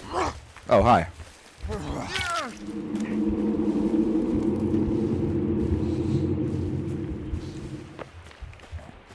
Dolphin Man is a frantic and unsettling humanoid. First discovered after a girl named Bernice reported strange, animal-like noises echoing through her parents' house. Believing someone or something was hiding inside, Parker and Chester traveled to investigate.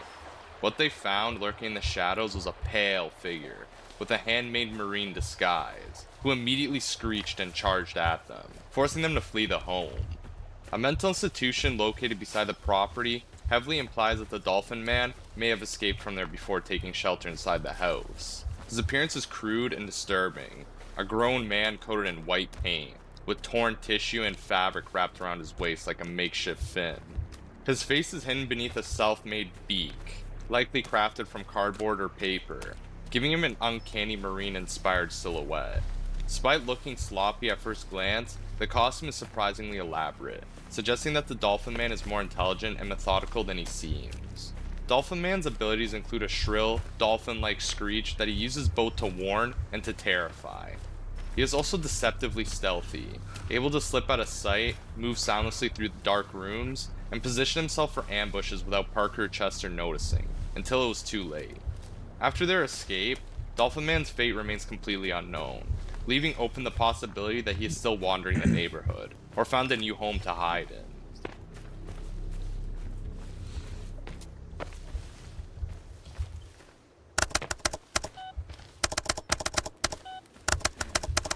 Holy Jesus.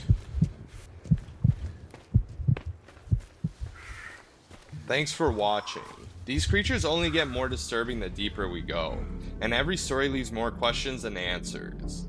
If there's another Life of Luxury monster you want analyzed, let me know below. Until then, stay alert, stay cautious, and remember, you're safe until the lights go out. And until next time, friends. You dirt. You dirt.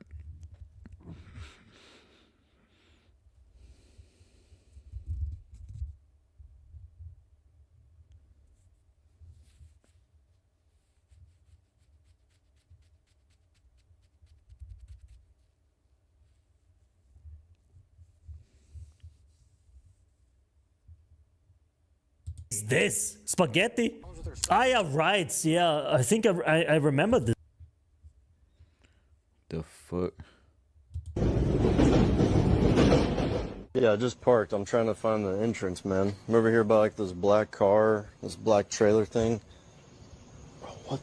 Wait a minute. What the fuck, dude? Are you? What are the true?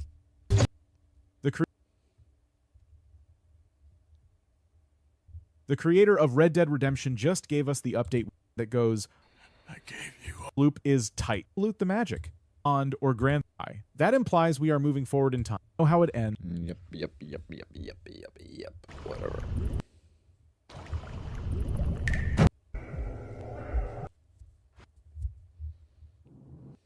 How's it going, Dazzlers? Welcome back to... How's it Alrighty, what's up, guys? Yeah, sure.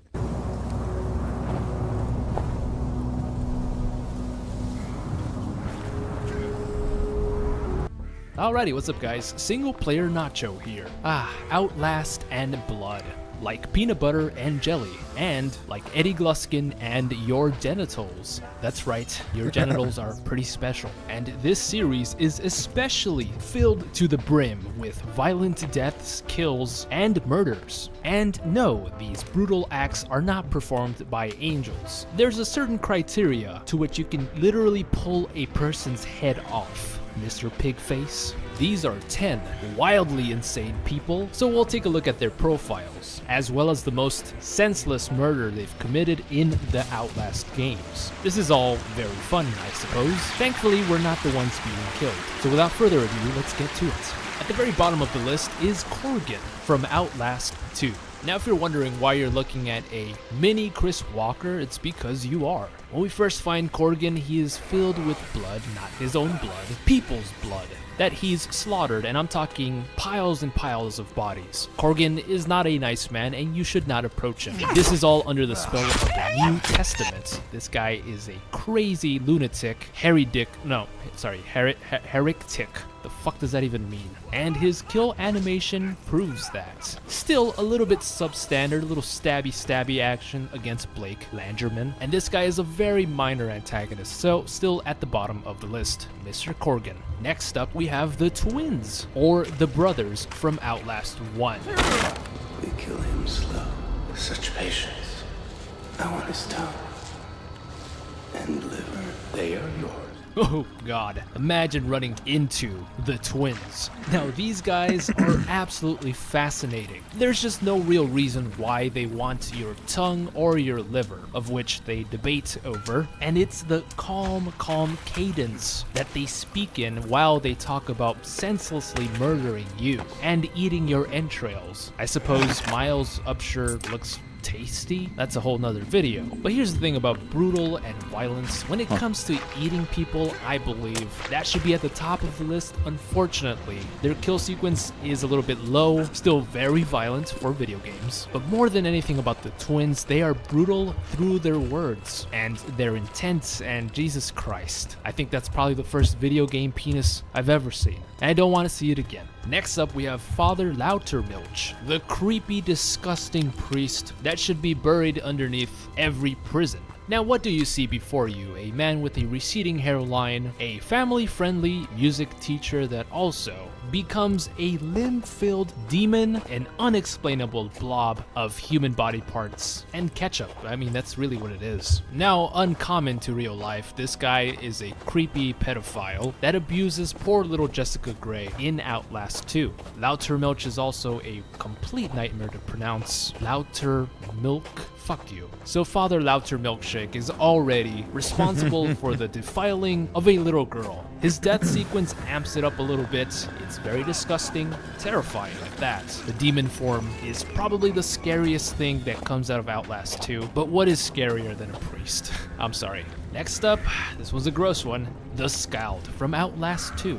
Now this is our first group of people, not a singular character on the list, and well, yuck.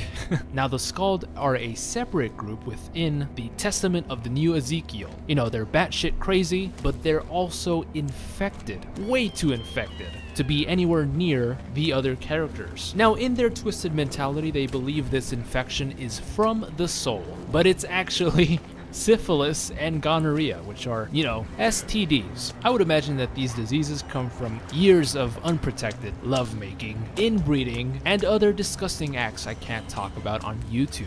Yes, the Scald are pretty gross, and so is their kill animation when they get their disgusting hands on you. They'll hold you down and put a machete through your mouth with those pimple and pus-filled arms, or they'll just throw up all that gonorrhea on your face and beat the crap out of you like there's no tomorrow. The Scald are pretty violent, and there's a bunch of them, so they're pretty mid-tier in terms of violence. Next on the list is Marta from Outlast 2, otherwise known as Noth's Eye.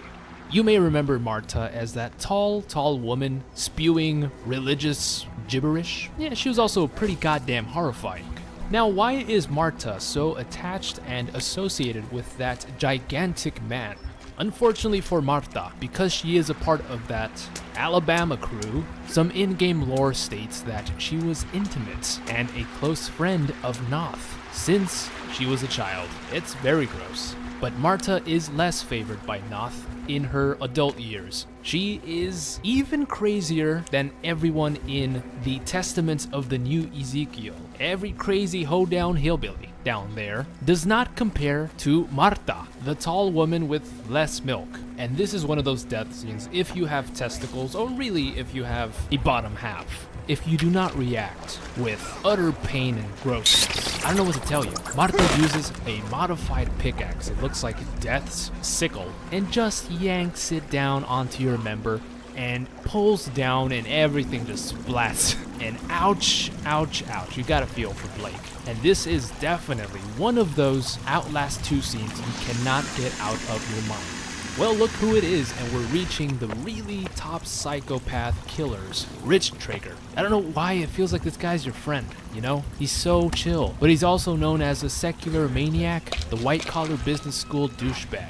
That's literally what it states on the Wikia.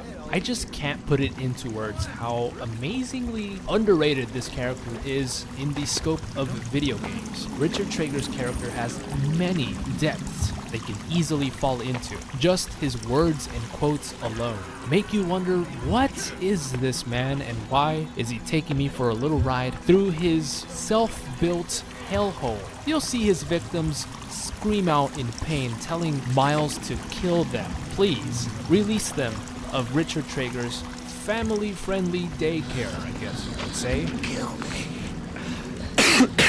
But I think it's the scene where he dismembers, cuts, and brutalizes one of his old co-workers. That guy being held in captivity by Traeger isn't just another variant, and without missing a beat, Traeger snips that boy. You combine that with his kill scenes, and just the amount of people in his vicinity, in his entrapment. Richard Traeger is an animal. Next up, we have Chris Strong Fat Walker, the quintessential Outlast villain, large, heavy, and out for your blood. There's definitely an argument that Chris Walker could be at the top of this list, no doubt.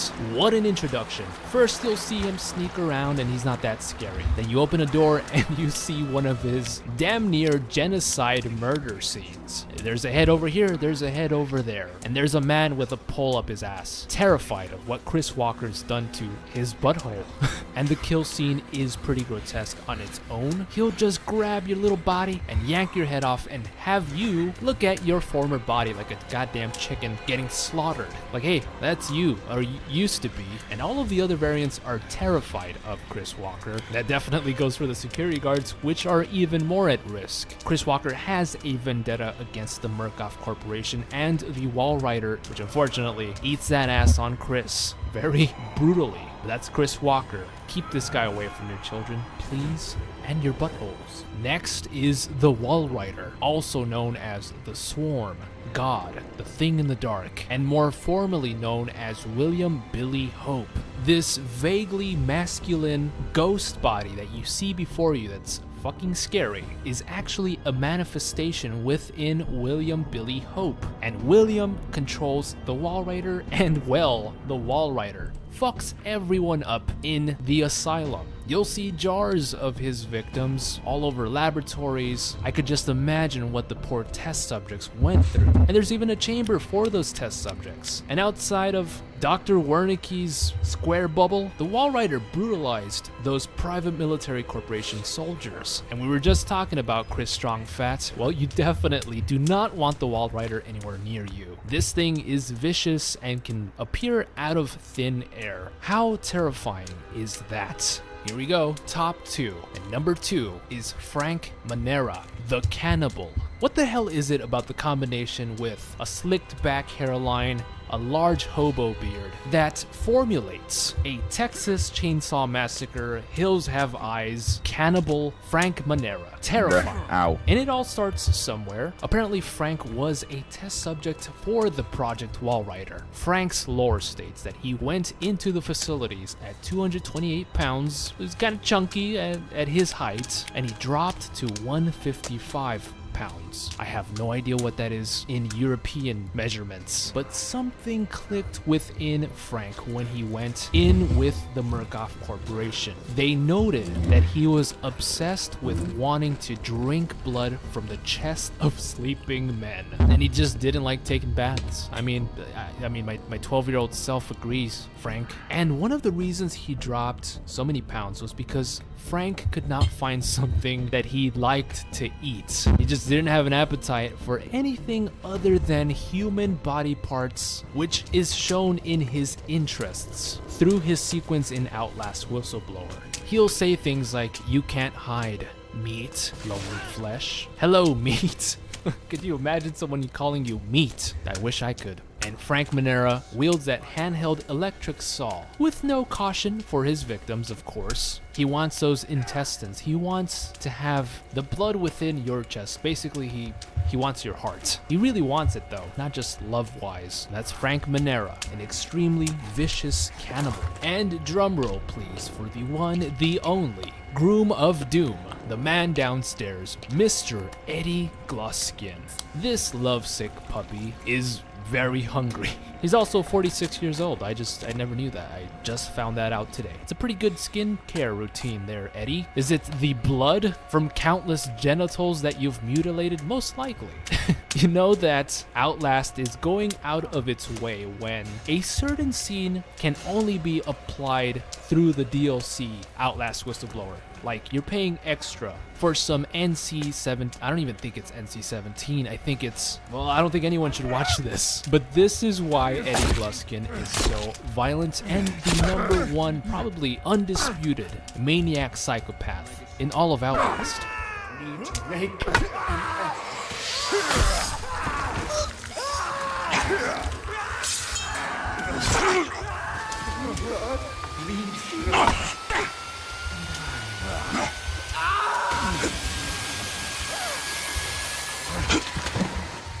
Demented, cruel, and passionate for getting himself a bride. I mean, making one. Cutting up man parts to get the perfect bride. And really, I don't know what would happen if Eddie Gluskin did find that perfect bride. Would it work out? I really want to know your guys' opinions on that in the comments down below. Eddie Gluskin though, take a bow. No Valentine's Day for you.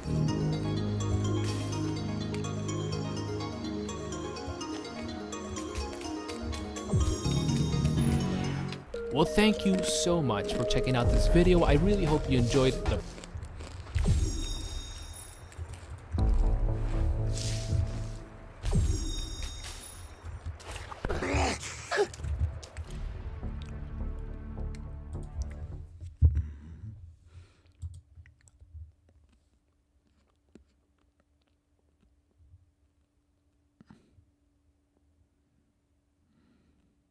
I can't see the chat, by the way. I'm too busy looking at my game and listening to random shit.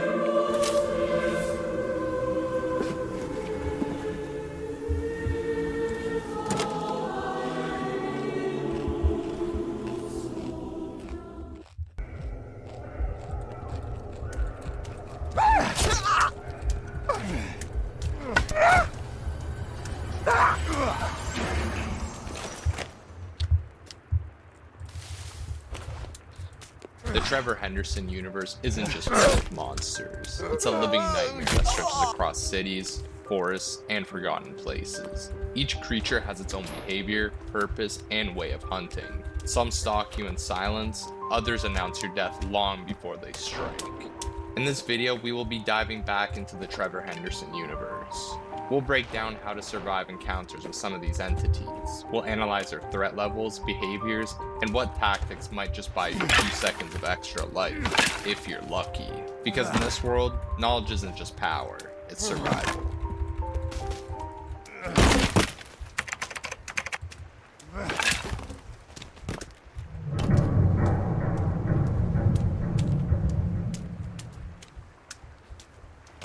The woman on the bus manifests as a disturbingly tall, eyeless woman cloaked in black. Her long hair and corpse-like skin makes her appear half dead. Her black dress, resembling a robe of some kind, conceals her entire body, adding to her creepy presence. This entity is psychokinetic and preys upon her chosen victims through dreams. Victims first encounter her within reoccurring nightmares tied to public transport, usually a bus or train. These dreams serve as both a warning and a curse, replicating themselves in real life once the entity's influence takes hold. It is said that everything you see in the dream will happen in real life, a foreshadowing of your future. Victims describe an overwhelming compulsion to avoid turning around or looking at her directly, as doing so is believed to trigger their inevitable death. When the nightmare bleeds into reality, every element from the dream, the bus, the atmosphere, even the creaking sounds, is perfectly replicated. Once aboard, the woman on the bus stalks her victim in silence, her presence feeding and escalating paranoia until the encounter reaches its unspoken end. She has also demonstrated the ability to manipulate phone lines and sounds, replacing communication with her signature creaking noise. Attempting to photograph or record her reportedly provokes violent psychological backlash, worsening fear and confusion in her target. It's implied that she may also be capable of existing in multiple locations simultaneously, as seen in accounts where she tormented one person on a bus while manifesting as an intruder somewhere else. The woman on the bus wields immense control over both the mind and reality. She can manipulate the psyche of her victims, induce paranoia, and replicate dream settings flawlessly in waking life. This makes her impossible to anticipate or escape. The more one tries to understand her, the deeper she embeds herself into their consciousness. Her influence is absolute. Once chosen, the victim's fate is sealed, and every attempt to resist only accelerates their demise. It remains a mystery of what truly becomes of her victims, as very little is known about the entity or how one might avoid her. In theory, evasion seems very simple. Just stay at home and steer clear of places you've seen in your dreams. But if it were really that easy, no one would ever fall prey to her. The truth is, her reach defies logic and safety alike. Based on the complete lack of survivors and information, it's safe to assume that encountering the woman on the bus is a death sentence, certain and inescapable. Few entities are as psychologically invasive and omnipresent as the woman on the bus. Once she's appeared in your nightmares, it's already too late. Your death is not a matter of if, but when.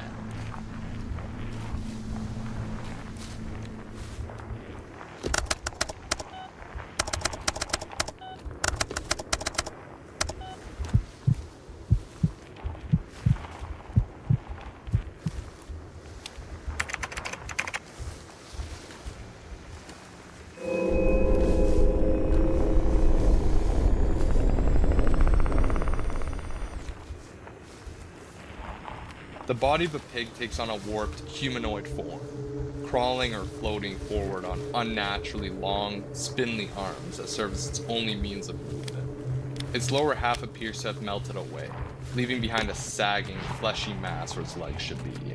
Its entire body is wrapped in pink, wrinkled skin that darkens in places, suggesting decay or advanced decomposition. The creature doesn't appear to be physical, but perhaps spectral or ghostly in nature.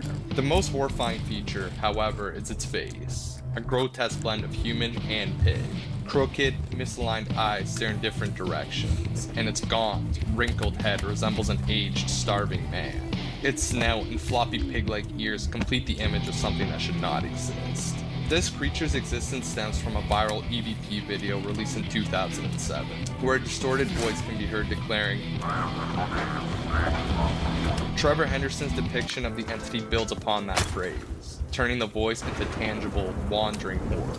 Body of a pig is known to haunt and move through abandoned buildings, its voice echoing through empty halls as it mocks or terrifies its victims. It seems to possess a degree of human intelligence, possibly hinting at once human origin, now trapped in monstrous form.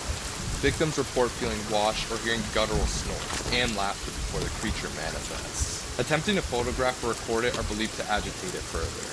Given its spectral nature, body of a pig likely possesses supernatural powers. It may phase through solid walls, hover, and manifest in multiple locations at once. Despite lacking legs, it moves swiftly, propelled by its long, powerful arms. In direct encounters, it can attack physically, biting, grabbing, or slamming its victims with tremendous force. Its hybrid strength, combined with its supernatural abilities, make it an exceptionally difficult entity to escape or combat. The only known way to survive Body of a Pig is to flee the area once you sense its presence. While the creature can phase through solid walls and even levitate, it does not appear to move with great speed, giving a narrow window to escape. Engaging it directly in combat is futile. Its spectral nature renders all forms of physical attack useless, and no weakness or countermeasures have ever been documented. If you ever hear faint snorting echoes in the distance or glimpse a pink, ghostly silhouette moving through the dark, run immediately and do not look back.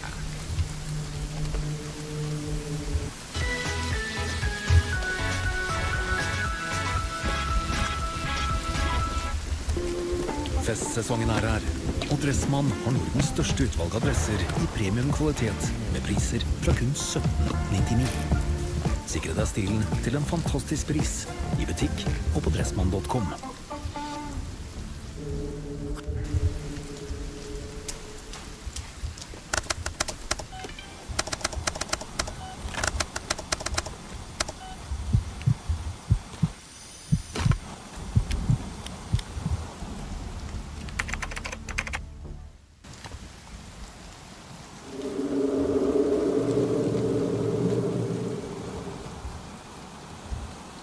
The Country Road creature is a disturbingly humanoid entity that thrives in isolation.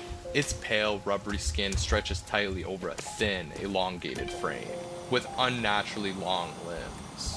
Its posture is hunched and unnatural, its back curved sharply as if permanently contorted. The creature's face is perhaps the most haunting feature, human-like yet wrong, bearing small ears, sunken eyes, and a fixed, unsettling grin-like expression that never fades. This entity is primarily nocturnal, only emerging under the cover of darkness. It prowls desolate country roads, especially in rural or uninhabited areas. The Country Road creature appears to target travelers who are alone in their vehicle. When it locks onto prey, it pursues with terrifying persistence and speed. Reports suggest it can easily outrun most vehicles on unpaved roads. Once it catches up, it violently drags the victims from their car, tearing them apart and consuming them whole. Despite numerous accounts, very little else is known about its origins or intelligence. Some speculate it mimics human mannerisms to lure travelers into a false sense of security before attacking. Your best chance of survival is avoidance. The creature is only ever seen at night and only in rural or desolated areas, meaning the simplest way to stay safe is to never drive alone on country roads after dark. If you do encounter it, do not stop the vehicle under any circumstance. Drive towards the nearest populated area or brightly lit environment as fast as possible. Engaging or attempting to fight this entity is a death sentence. Once it's seen you, escape becomes nearly impossible.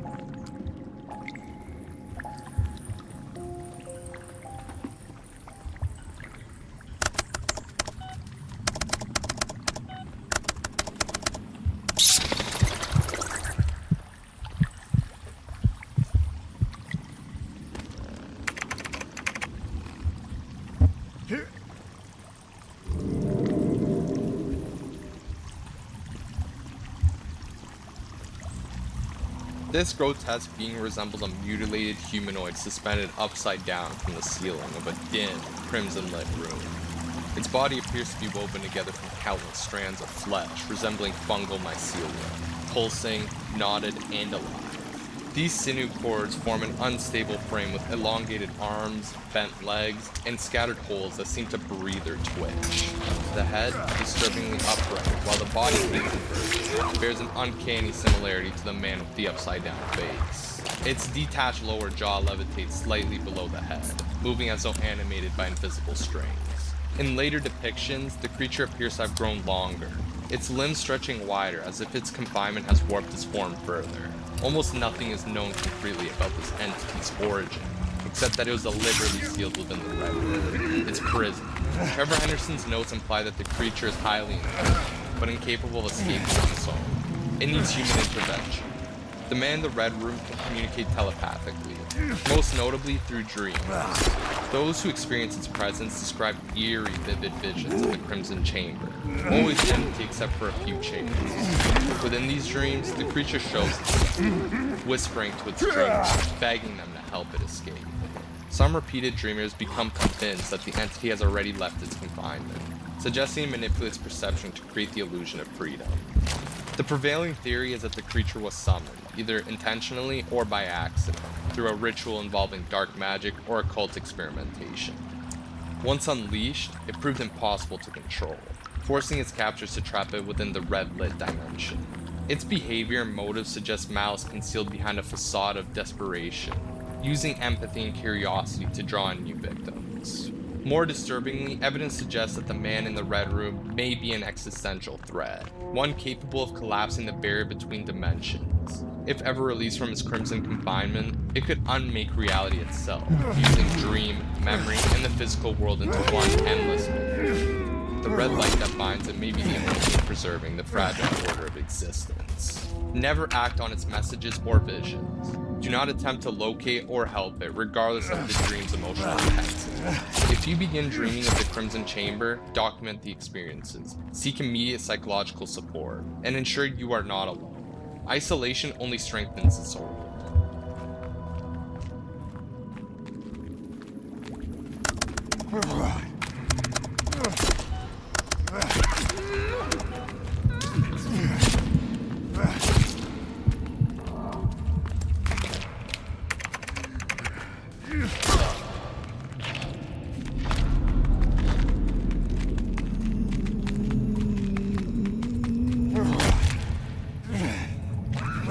The Bellringer is one of Trevor Henderson's most unsettling humanoid creations.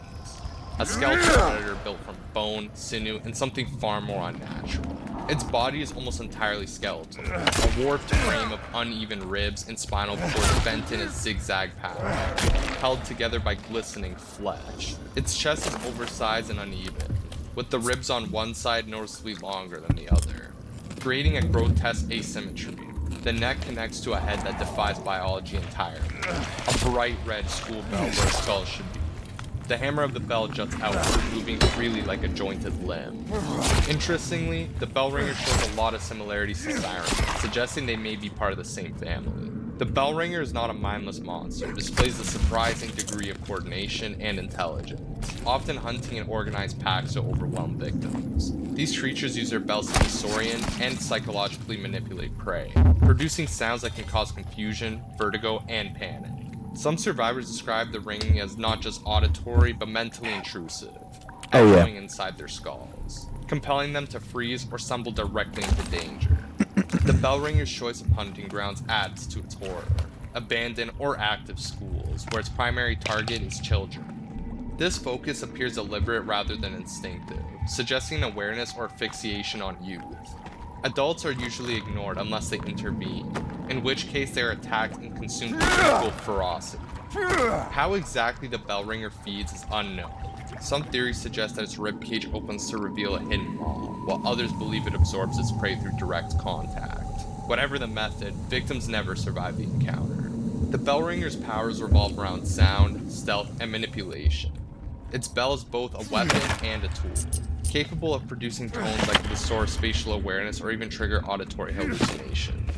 Some researchers speculate that the bell emits low-frequency vibrations that interfere with the human nervous system, effectively paralyzing victims. If you ever hear the echo of a school bell in an abandoned building, leave immediately. The Bellringer's attacks are fast and coordinated, leaving little room for escape. Avoid investigating noises or flashing lights, as the creature uses them to lure curiosity. Once you hear the bell grow louder, it's already too late. But here I am, and there you are. Love never felt so right. I never thought I'd live a dream.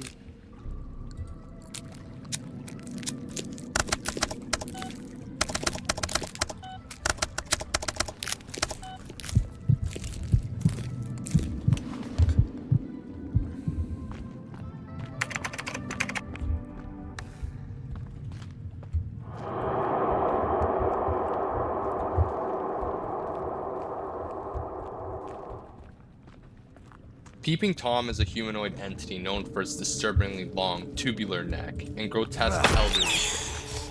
Its head is bald and wrinkled, with hollow, blackened eyes and a wide, toothless grin that stretches impossibly across its face. The rest of its body remains unseen, vanishing into the shadows beyond its elongated neck, leaving observers unsure whether it even has a complete form. The true origin of Peeping Tom is unknown. Trevor Henderson provided little direct information, but the caption accompanying its image implies that it may have once been human. References to quote-unquote what's left of his house suggest a tragedy or transformation tied to a specific place, perhaps the ruin of a once ordinary life. Whether the creature became this way through supernatural means or was always something inhuman remains a mystery. As its name suggests, Peeping Tom is a voyeuristic predator, driven by compulsion rather than hunger. Trevor Henderson himself describes it as a pervert, implying that its motives are psychological or obsessive rather than purely violent. It is known to peer through windows at night, silently watching unsuspecting victims. While it rarely attacks outright, it is far from harmless. Henderson's warning to approach with caution indicates that it can become hostile if provoked, or if a person gets way too close. Its fascination with watching may evolve into fixation, and fixation into pursuit. The best way to avoid Peeping Tom is to maintain distance and avoid direct confrontation. Keeping windows covered at night, avoid lingering near glass surfaces after dark, and never attempt to approach or photograph it. Curiosity is what the entity feeds on. Attention gives it power. If you ever see a long-necked silhouette watching from the darkness, do not investigate. Step back, shut your curtains, and turn off the lights.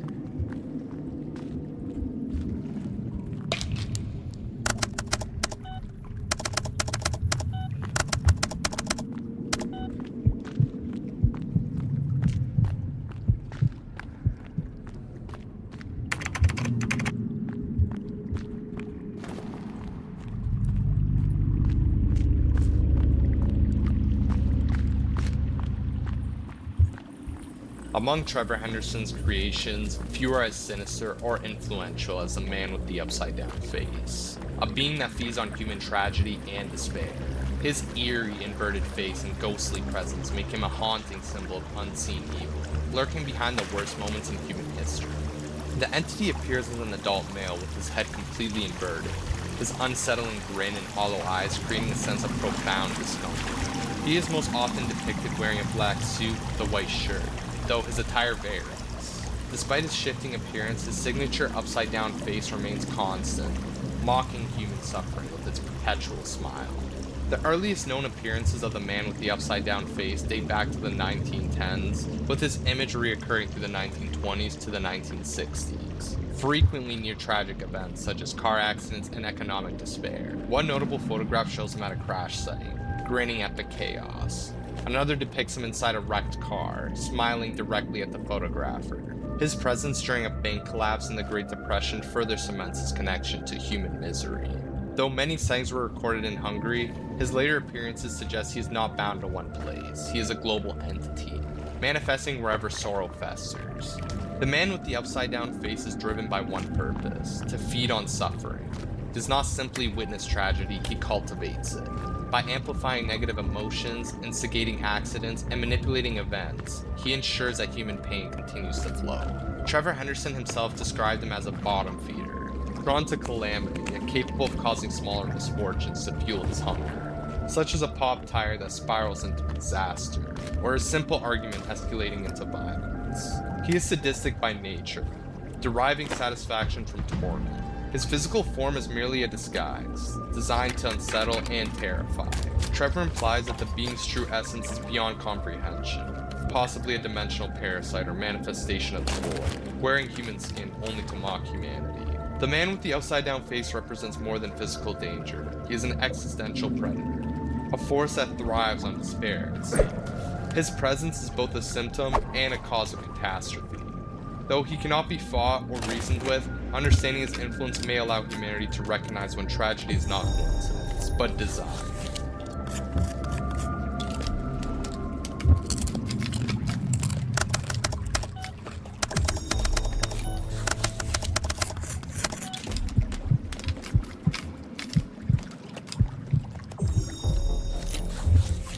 If you've made it this far, consider yourself lucky, or perhaps just not noticed.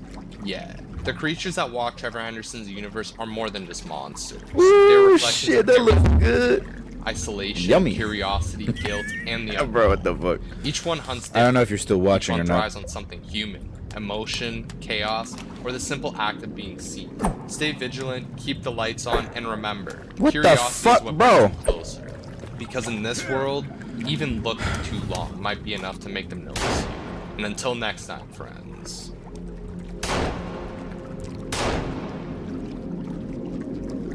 Dude, just freaking die already. Did it die?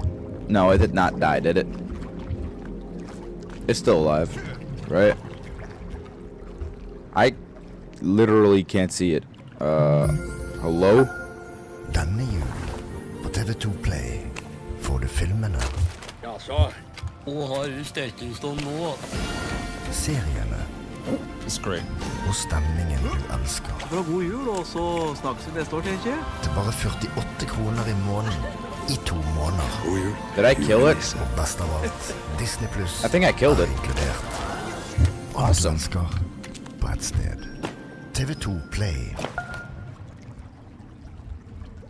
Alright, here goes. All right, YOLO. I'm tired of playing. I need you to beg for your computer network back.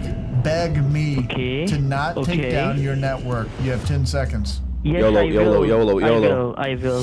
This is a hostage situation, and the scammers have two choices. One, beg for their computer, or two, kill their internet, shut down, and disappear. Shaiz, do not turn your computer off. If you turn it off, it's going to be gone forever. We put a virus on their system, so if they do shut down, the only thing they can do is watch their computer die. When they boot back up, this is the only thing they're gonna see.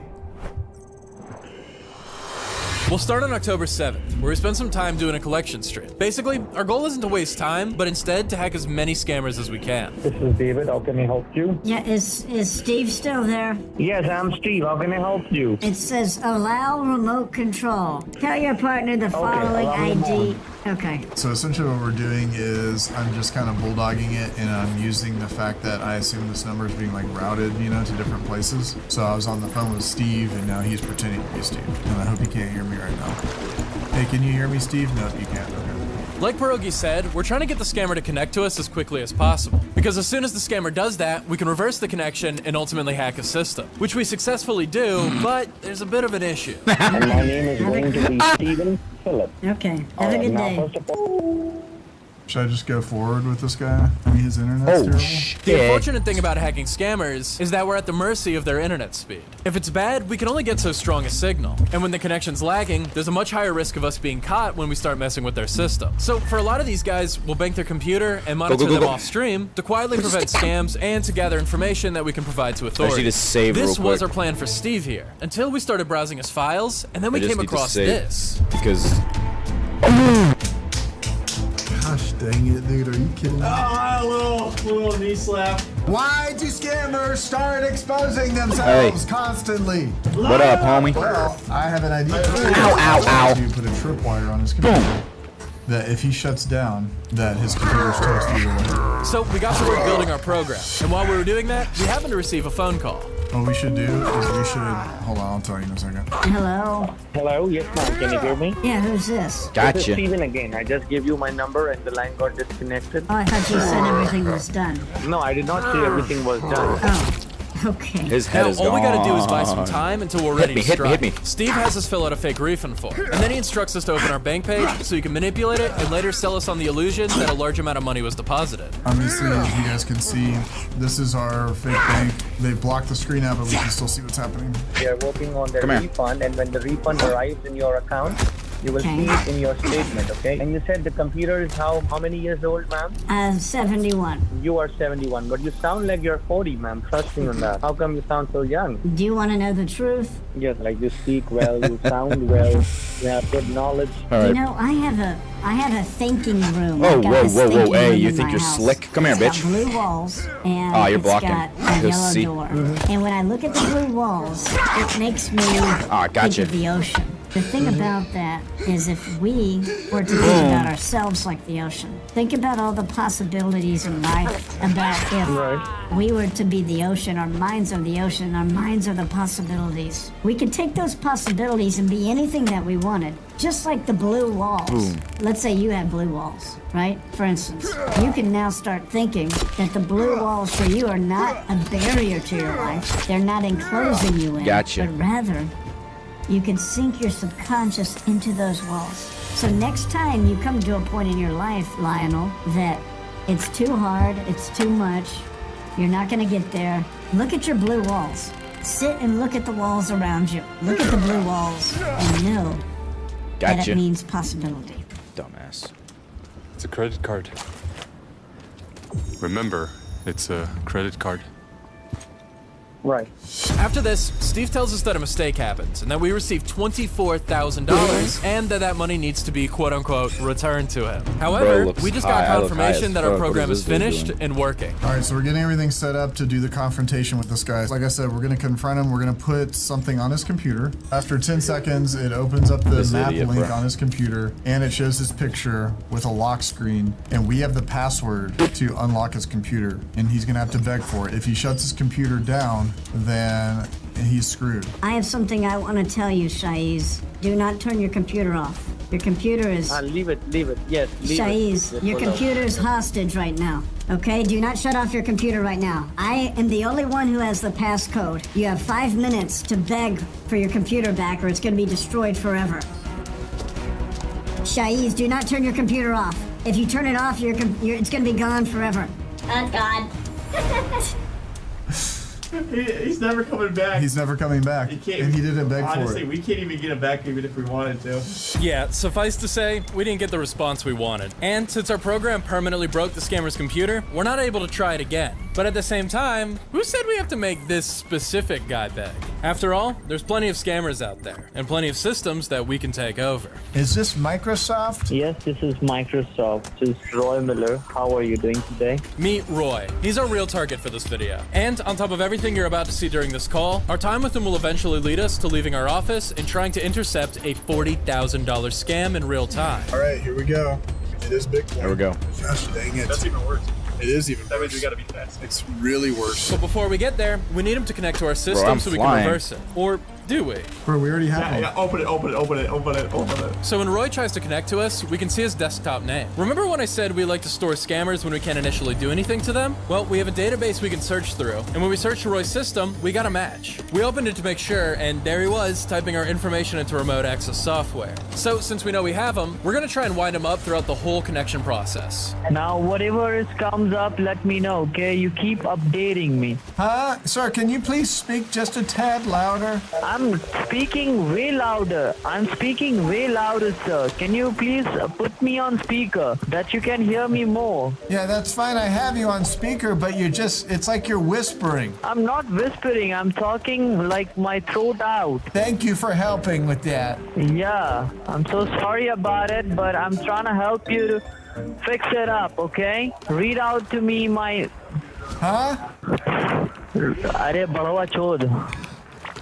I want you to read the number. Oh, he's calling me a deaf Read customer. your mobile number. Read my mobile number? Yes. Okay, do you have a piece of pen and paper? Yeah, I have Another piece of shit. I was vibing so hard, bro. Okay, now wait. Can you hear me fine? Yeah, I can hear you fine. Huh? All right, he wrote down on his customer Now, what thing. do you see on your screen? He wrote down deaf customer, Behra customer. Close it down? No. Close my computer down? Sir, you don't have to listen, okay? You wait. Can you understand? Wait. Yeah.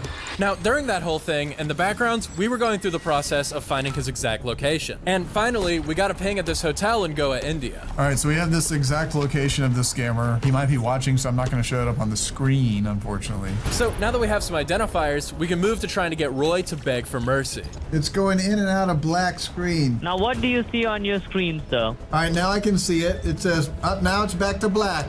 What do you see on your computer? All right, I'm tired of playing. I need you to beg for your computer network back. You need to beg me. What? If you don't beg me for What? your network back, I'm going to expose you. I have lots of information on you. You need to beg me right now. You understand? What do you have? Tell me. I know the villa. I know the villa you're in. You need to beg me. Roy, Okay. are you going to? Are you Okay. gonna ask for mercy, Roy? You have I 10 will, seconds. I will. You have 10 seconds. Yes, I will. Right now, Okay. you have 10 seconds or else I will send you know who to your villa. You have 10 seconds. What, Beg, sir? beg me to not take down your network. You have 10 seconds. Okay, I beg you, do not take my network. That's it? I don't think that's very sincere, Roy. Why, sir? Roy from Goa, I know exactly where and what your villa is. I've already talked to you before, Roy. You better beg for mercy. This is your last chance. Your network will be destroyed. We are begging. Why did you call me Beha? Oh my gosh. We are begging. Now, of course, after all that, Roy shut down. But this story is far from over. The next day, his system came back online. And based on what he was doing, he was definitely scared. This is Roy from yesterday, and now he's watching the stream back. Yeah, and like we barely did anything. Like we touched one thing. He's like on the verge of like, am I hacked? Am I not hacked? Like imagine the point in time where you're like, oh crap, it was scammer payback. So over the following week, we continued to watch Roy. And eventually, I guess he concluded that he wasn't hacked because he went right back to scamming. Now, I mentioned while we're watching scammers, we quietly prevent scams. And the best way to do that is getting in contact with the victim and having them disconnect without saying a word. But on October 17th, we were watching Roy scam a victim that had over $100,000 in her bank. On top of that, Roy was using a very unusual and frankly disgusting method to access that account, and we'll talk about that in a minute here. Of course, we pulled the victim's phone number and tried to contact her, but no dice. However, at one point, Roy pulled up her address, and we realized that she's actually very close to us. So maybe, just maybe, we have a shot at intercepting the scam in person. Let's go. All right, so Pierogi, Knight, and Seven are about to go head out to try and save a victim that's probably like an hour away from us. The scammers were logged into her bank account, and I'm actually gonna show you guys this now. She just withdrew $40,000. But yeah, hopefully she's heading home so that they can intercept her. If she's heading somewhere else, it might be kind of tough to catch her. Such pieces of trash, man. These guys were on the victim's bank account on their computer. So they weren't even on her computer, they were on their computer watching her bank account. So that means they had her username and password. I just hope she's not going to Bitcoin ATM. I hope we don't get that call from Daniel. If we do, we're possibly screwed, and we're gonna have to scramble. If not, then we'll just go take care of business. We'll stop another Havala package. I might spear a Havala guy if somebody shows up at the house. Spear? You might spear him, you know, like Goldberg. Something I want to give a little bit of clarity to is exactly how Roy was able to access the victim's bank account on his system. Now, typically what the scammers are going to do is they will do all this illegal activity on the victim's computer themselves because it doesn't point back to the scammer. So there must have been something that happened where he was losing access to the victim's computer or phone, but he had her username and password, and I can only assume that he had all the security questions that you may get when you log in for the first time from somewhere differently, but he was doing all this on his computer. And he was able to pretty much track what was going on, the victim going to the bank and getting the money out. He got the visual confirmation that she had gotten the $40,000 out, and he didn't even need access to her computer anymore. And I want to highlight that this is sick, this is disgusting. I've never seen it happen before, where a scammer literally logs in to a victim's bank account from his computer. Now, there comes a point where Roy is pulling up the victim's actual physical address through her bank account. And that is a huge mistake because it reveals that the victim's actually really close to us, and Roy could have never really known that because when we're on the phone with him, we're actually giving him a fake location like Sarasota, Florida, or San Diego, California. And in order to achieve that, we have to use NordVPN, which makes it look as if we're from that location. I use NordVPN whenever I deal with these criminals. It's super easy to use. One click of a button, I'm connected to their servers immediately. My IP address is hidden, and my internet traffic is encrypted. And it doesn't matter if I'm on my host, VMs, a phone, or even a smart TV, NordVPN is on every major platform to protect you. Their servers are lightning fast, so when you're connected to them, you won't even notice that you're on a VPN. Now, that's important for me when I'm scam baiting because I deal with scammers in different countries. And okay, here we go. This is going to be a bit intense because and an additional feature that we love to use here in the office is their MeshNet functionality, and it's pretty much like a virtual connection that you can make with other users or other computers around the world, where you can do things like send files safely, securely, or even do virtual LAN parties safely and securely, which is really cool. So head on over to nordvpn.com/Pierogi for an exclusive 4-month free offer on top of their great discount for the 2-year plans. You can try it risk-free for 30 days. If you don't like it, I know you're going to love it. You get your money back. There we go. Over at nordvpn.com. They're going to start moving Thank here. Thank you so much, Nord, for partnering with us on this video. About 15 minutes later, we get into the neighborhood. All right, so let's not say any identifiers. You're in Utah. I'll be back in a minute. Pierogi goes up and knocks on the victim's door, and nothing. No answer. So he knocks on the neighbor's doors, and then... I went to the ring doorbell of the next door neighbor, and the lady made some excuse, and then somebody else was yelling at me on the ring doorbell. So one of you guys try to call it? Yeah, we should call it and see what is actually going on. I'll pull him up. Hello? Hey, are you seeing anything different on the screen? I'm going right now. Yeah, that'd be great. Now, back at the office, Daniel, Cena, and Maze can see the scammer's computer This from our guy, machines. And when we go to check it, we find some bad news.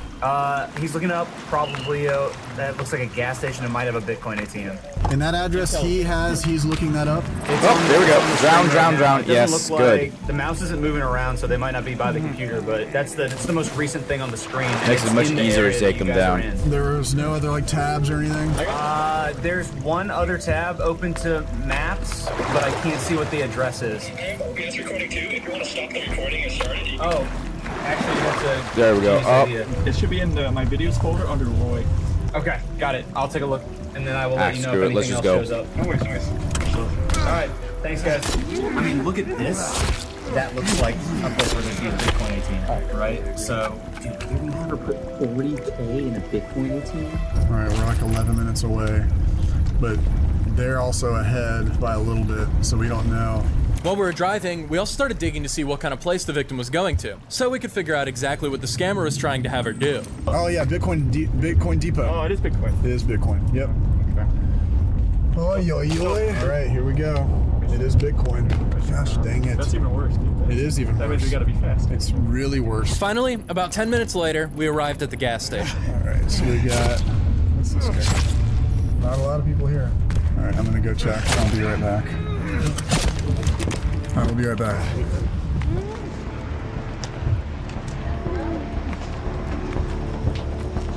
Hey, was there someone that was using the Bitcoin ATM at all? No? Have a good day. Okay, because there's a lady that's like being scammed right now, and I'm trying to drive and stop her because she's got like $40,000, and they were sending her to this address. Now, real quick, we're gonna break the fourth wall right here because I have to point out how crazy this is. While Pierogi is in the gas station talking with the clerk, you can see this white SUV pull up next to us. Well, we're gonna find out later that that's actually the victim. And if we had pulled up even 5 minutes later, she would have already been inside depositing money into the crypto ATM. I mean, what are the freaking odds of that? Okay, there has been no one today. Gotcha, I had okay. the black lady yesterday. Okay. And I asked her, and she's like, no, I know who's on the phone. I'm like, okay, I just wanted to make sure because she's like, I'm sending it to my bank. I'm like, I don't think that's your bank. But That was yesterday? yes, I don't know if it's that's them. But Okay.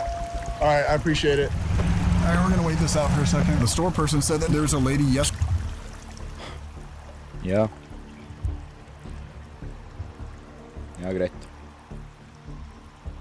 Ja da. Ja, greit, ha det. Ja. Jeg skal jo ikke... Idiot. Jeg skal jo ikke være før klokka 6. Posten.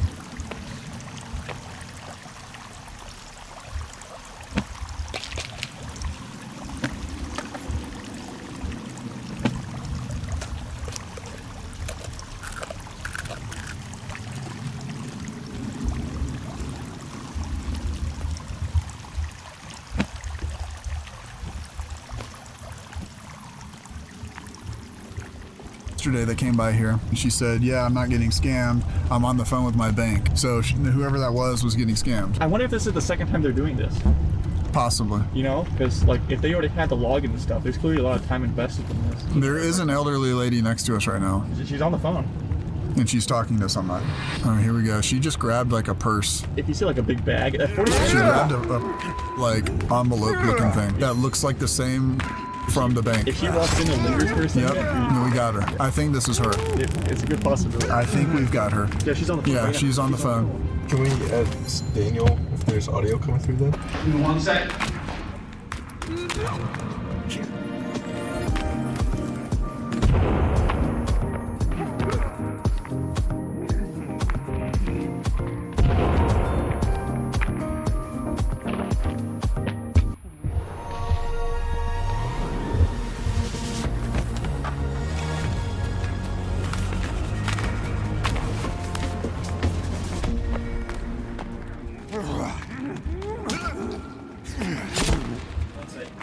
How do I turn the mic on? This is definitely her. It has to be, dude. She's angry. Who pulls into a gas station and sits there on the phone? Should be surveillance. Yep, and then audio feeds. Yep, audio feeds, and then the mic is the first one.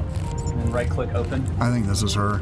I don't hear anything. Did he go in there and Well, I went in there and asked the Yeah, the clerk, right? yeah, but there's a lady that just pulled in, and she looks probably in her 60s, and she's on the phone and talking, and she grabbed like a kind of an envelope. You know, like it's not an envelope, but it's like when you pull cash out, they give it to you in like one of those papers. Yeah. So, all right, she's getting out of the seatbelt. This has to be it. No, we're good. We're straight. We're straight. Oh, she has. Oh my, that's her. Let's go, baby. Let's freaking go. Yep, we got it. We got it. Yep. I'm just gonna YOLO it. Ma'am, can you put it on mute? Can you put your phone on mute? Those guys are scammers. They're trying to take your money. Can you hang up on them? Or can you give me the phone really quickly? I want to yell at them really quickly. Is that okay? Or do you want to yell at them? How do you know this? Hello, Beta. You think you could take her money? Yes, I can hear him talking to him in there. This is Scammer Payback, and you thought that you were smarter than me? You're not going to take her money. She's safe, Beta. Don't you ever think you can take money from innocent people. Don't you ever. You understand me, Beta? It's Scammer Payback, and you know exactly who I am. drown. Beta Bapun, I'm your daddy. So you might as well shut down for the day because you're about to be exposed. You understand me? Bye, Beta. Okay. So, those guys are scammers that were trying to. That's $40,000, right? Yes. I know. It did not feel right. Can I go to the bank and help explain? Yes. Okay. I'm so happy we. Dude, talk about down to the wire. Yeah, They got literally- there literally 5 minutes before she showed up. Literally in the nick of time. that is actually the closest victim save we've ever had. Yeah. I run a YouTube channel. It's called Scammer Payback, and we saw what was happening. And we saw that. I know. It's okay though. You're safe now. Though. Do you know the closest bank? I know this is a lot. Yeah. Okay. Can we go meet over there? Is that okay? All right. It's gonna be okay. I'm so sorry. It did not feel right. Things did not feel right. Well, you're safe now, okay? How did you know you saw me? I'll tell you everything, yes. I promise, I'll tell you everything, okay? After all this, we went to the bank with the victim. So there's a lady that was just in here and she got $40,000 out of her account. Now you may recognize that there's no visual here, and the reason being is because when I showed up and informed the bank what had happened, the banker was not very pleased with me. If you have a seat, we'll handle this, okay? Okay, well, yeah, because I'm making sure she's safe because she just took... Kind of a privacy for our client, so if you don't have a seat, we'll handle it. Okay, because it wasn't handled, that's why I'm here, because she was going to lose her money. So I'm just making sure she's good. You know, the only reason I'm here is to make sure that she returns the money successfully into her account. You know what I mean? I'm going to speak from the heart here a little bit because I get very frustrated when I'm at the bank. And I'm not saying that all banks are at fault, but I think that they need to take more accountability with regards to scams. And they're not going to be able to stop everything, but they need to put technology, better training of their people in place to be able to make it harder for victims How do you to get lose out their of here? money. Now, I know as a customer, we have the right to take our money out and put it in. Like, I get that with banks. But it feels as if sometimes banks are trying to protect themselves from like a legal or compliance standpoint of, hey, we did this, so we're okay, even though they allowed this sweet lady to take out $40,000 out of her account. And I think that this is indicative of a huge problem where banks are not putting these kind of stopgaps in place where it makes it harder for somebody to lose all of their money because we're not going to be able to get to every single victim. Now, typically what we will do to a scammer once we're done with everything, just like the first casualty, is we'll destroy the computer so they can't go after anyone ever again. But Roy is a very special case. Not only was he trying to steal $40,000 from a very sweet grandma, but she had just had a stroke. I want you guys to think about the mental and emotional turmoil that she was going through. And if we hadn't gotten there, she would have lost all this money and it would have been possibly catastrophic for her and for her physical well-being in her life. So we're taking this case on and we have some leads that Roy is not working alone and we're going to investigate him and his buddies. And Roy, if you're watching this, you can't do anything. You can't get rid of us. You can't hide the evidence. We know what you're doing. We know who you are. We're about to come back for you and there's about to be some payback your way. So stay tuned. This is Proig with Scammer Payback saying don't get scammed.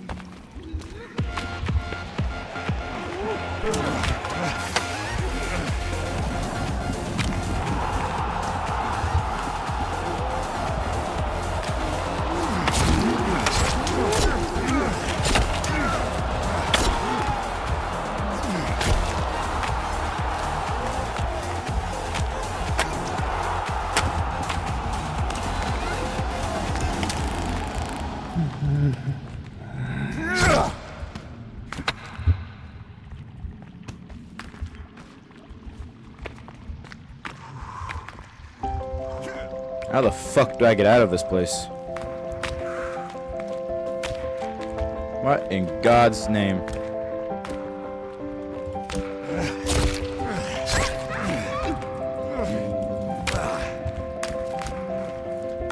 What in the tarnation?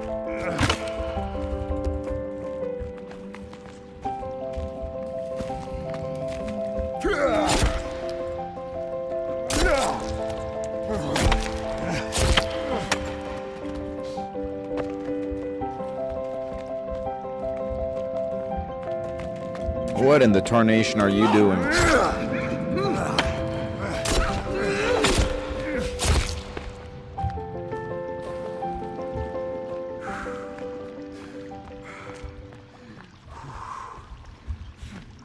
How do I get out of here? You idiot, I'm trying to call you from tomorrow. Can't you see my call, you That was a real voicemail a scammer left me. During the call, you can start to tell that he's getting really pissed off. This even happens in the voicemails that he ends up leaving me. So I want to break it down. Here are the steps of how he got here. Step 1, calling him the wrong name. The scammer goes by Alex, but I called him Alvin the entire time. It's Alex Thomas. You are forgetting every time. Step 2, we're gonna send money to the wrong scammer. Okay, just to be clear, guys, I'm not actually sending money to anyone, scammer or anybody. It's all part of the plan, okay? I'm supposed to be sending a parcel to Microsoft. Are you kidding me, sir? Are you joking with me or what? And step 3, some good old-fashioned trolling. So I told you not to press on accept. Correct. You don't understand English? Are you playing with me? So I told you not to press on accept, right? Are you mad or what? And for some context, How the fuck this I get guy out of calls me here? over 50 times, only to end up rage quitting. But not before he poured me a nice cold glass of scammer tears. Let's get into it.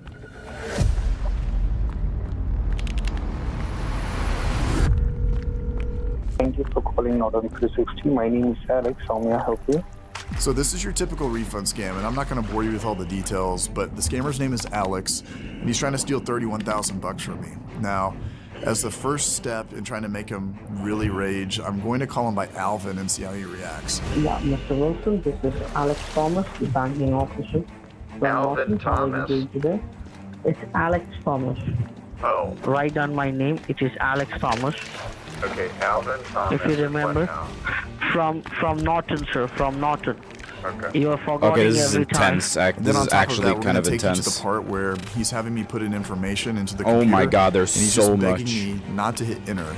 And of course, to rile him up, we will hit enter over and over again. I'm locked in, bro. Yeah, so you need to type your full name there, right? Bye-bye. Okay. And see, sir, I told you after you put your name, you don't need to press the enter button, right? So once you you didn't tell finish, me that. just wait. You just wait. Don't press Sweet any enter baby. button. All right? What the actual fuck? See, again and again you are typing the enter Grenade. button. I told you, you cannot use any delete or any backspace button, right? So why are you pressing the enter button after typing your details? So I have to do this whole Where's thing this again? lead? Yes. Bye. Alright. I put it in. See, again you Skulls, press nice. the enter button. Again you have pressed the enter button. Did you understand what I'm saying to you or not? Well, what is the issue? I put my name in. See, after typing your name, you have pressed the enter button. I told you not to press the enter button, right? So type your zip code now and don't press the enter button after that. Where the fuck? Oh shit. What have you done? I put 34230. And after that, did you press the enter? Yes. So you don't have to do that. It will take automatically. You don't have to do that. When I am saying that you don't have to press enter, then why are you pressing enter from yourself? Muscle memory. Sorry? Loss of memory. You are very lost. So make sure you don't press enter now. Tid den viktigste råvaren. Derfor handler alt om å fange den, forstå den og bruke den riktig. Med Tidsbanken oppdateres timer, prosjekter og økonomi i samme øyeblikk som jobben gjøres. Når mennesker og teknologi jobber sammen, blir tid omgjort til verdi. Tidsbanken gjør timeføring enkelt, og lar deg bruke mer tid på selve arbeidet. Tidsbanken. Mer tid til det som betyr noe.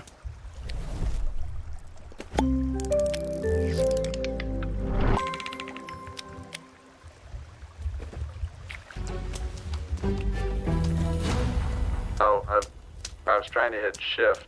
So why did you press enter then? After that, why are you pressing the enter? I don't understand that. You don't have to do that. Do you understand that? You don't have to press enter. Again and again, I'm telling you the same thing, that this is a Norton live banking server. Okay. Right? You cannot press the enter button on, you cannot make any kinds of mistake. Put the $sign, then 310. You need to put 310.00. Oh, I can't What are see you my doing? screen now. Okay, what can you see on Bro the went for a screen? swim. It says 31,000. Are you serious? You have put 31,000 there. No, I put 310. Oh my god, this is the reason why I was telling you not to make any kinds of mistake from the very, very long time. Well, I wasn't making a mistake. I was just helping you. So how come, see, this is your help, right? You can see 31,000, is this what you are helping me? I will lose my job because of this help for you. You're gonna lose your job now? You don't think so? You just look on your bank, right? Check your bank. Did you receive any money? 31,000. Just check. My checking says 37,000 and wait, now my screen went away. Your screen went away? Yeah, it keeps Jesus, going I did away not in see these that. opportunistic moments because my savings said like $400 in it. Now my savings says What? 31,000. Look on your statement. Look on your statement. I want you to look on your statement on the middle of your screen. Yeah, it says 31,000 refund security. This is the amount which has got credited in your bank account just because of your one mistake. Okay, well I'm tired of making mistakes. Mistakes? No, these aren't mistakes. This is a calculated game plan, guys. I've already been calling him the wrong name. We've been trolling him a good bit, and now there's going to be another scammer that is going to steal his bounty. I'm going to be sending the wrong scammer the money.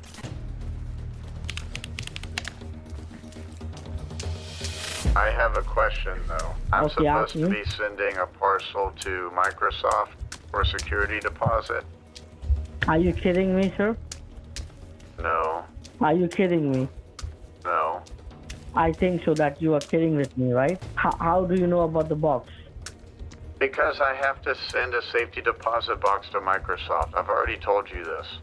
Before you do that, you have to do it, this one, the 31,000, right?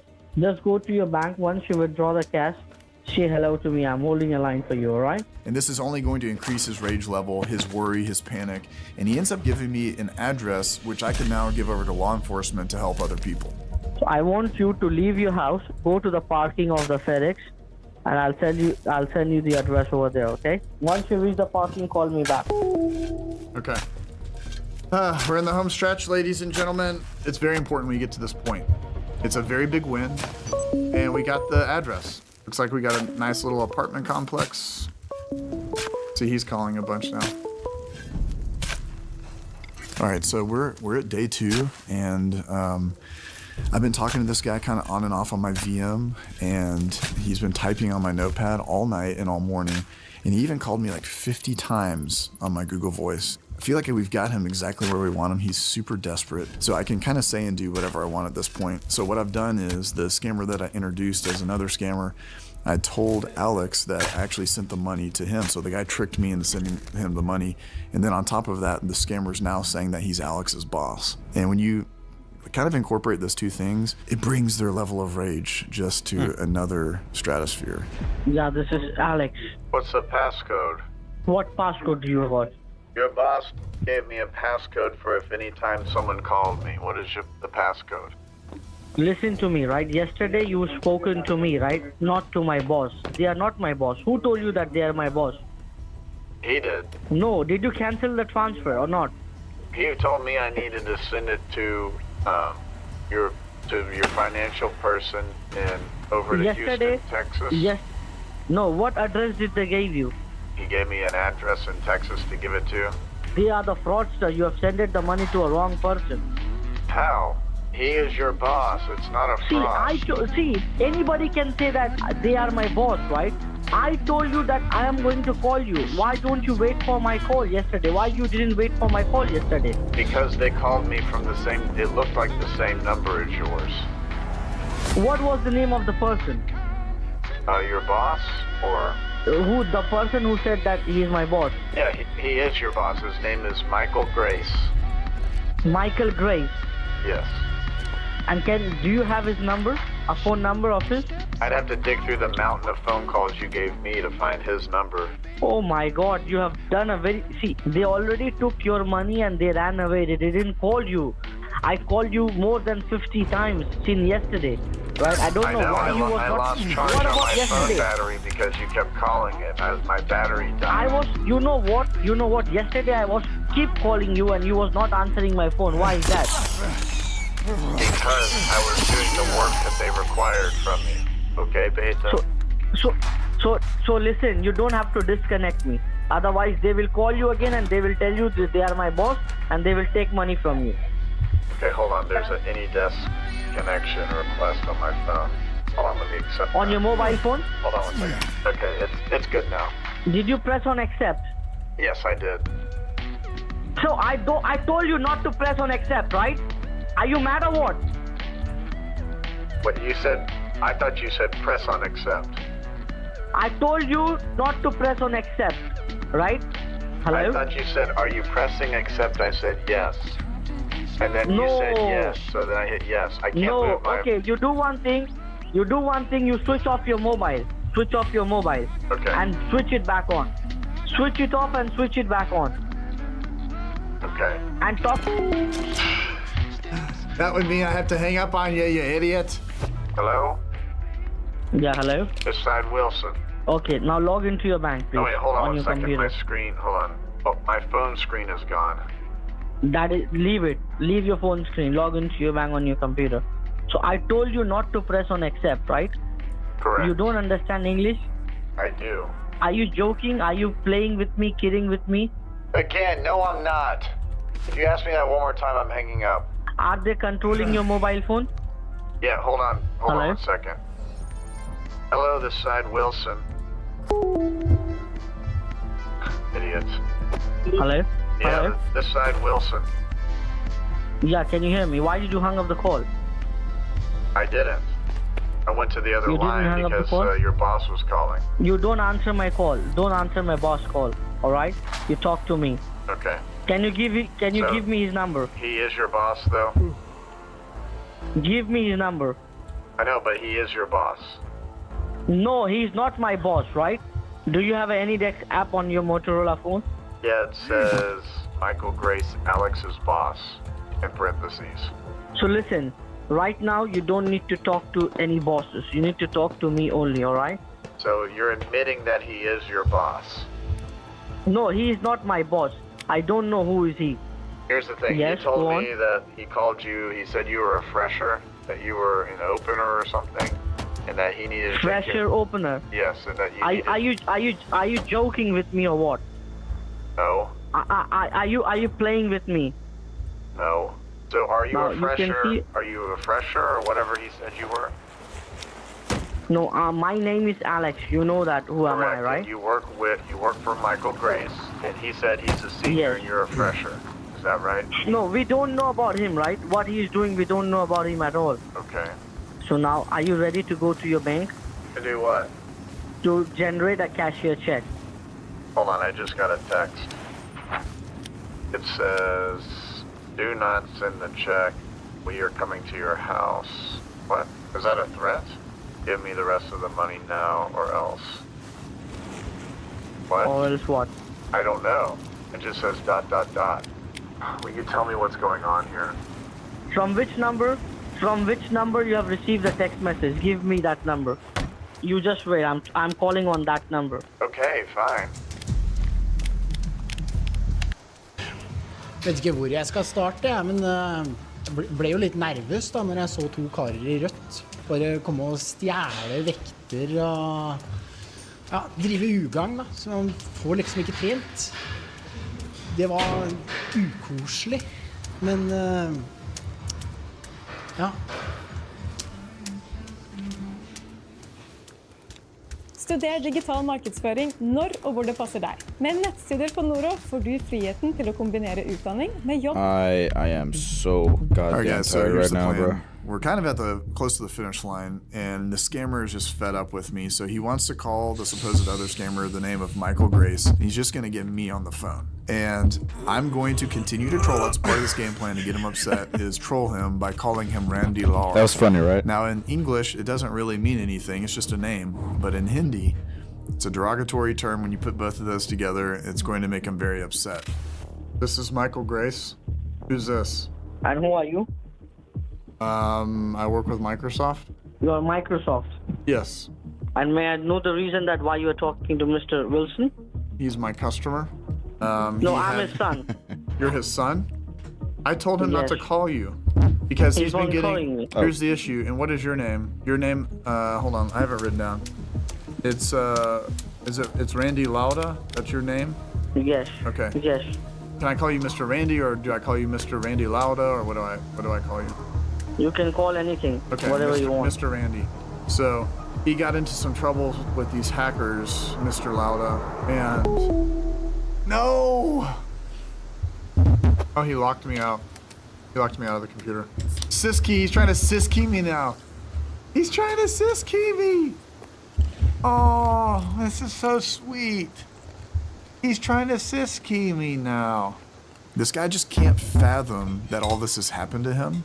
And he's going to continue to call me up and leave some hilarious voicemails.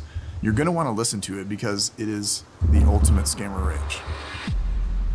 Hey guys, I want you to listen to this. Yeah? Junior, can you put on the station? Listen to the scammer right here. Oh, it's a scam. Okay. All right. Which one? One. All right. Please answer my call. This is Alex from Norton. Right, I want to talk to you. Why are you not answering my call? If you can hear my voicemail, answer my call, please. It's a humble request. Dude, he's eating his mic like he's in a COD lobby. That's awesome. Are the other ones Two. voicemails too? Yep, Oh two. god, okay, play it, play it. Let's go. Sir, this is Alex. I'm trying to call you from tomorrow, right? From If you can hear my voicemail, answer my call. I need to speak to you. Why are you not answering my call? He's like a desperate guy. Yep. He's just trying to get a date with a girl. He's like, please answer my call, ma'am. Okay, yeah, this is the final of the trilogy. Yes. You idiot. I will see my call, you. Are you trying to steal money from us? Idiot, answer my call. Classic. Are you trying to steal money from us? No, I believe it's the other way around. I love the escalation. Yeah. It's progressively.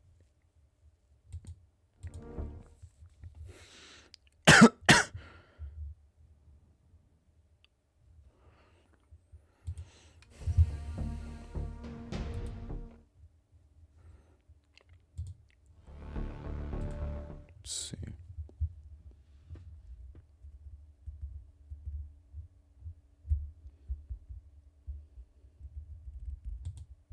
To destroy his computer. I'm going to take his photos Oh, and yeah. all of his itineraries for all the trips he's gone on with his family.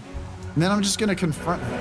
Now, this guy's a cocky scammer, and he thinks that he knows everything that's Hey, going yeah, on. yeah, yeah. So he knows that I've hacked him. He knows that I've deleted his files. I moved them over also to my computer.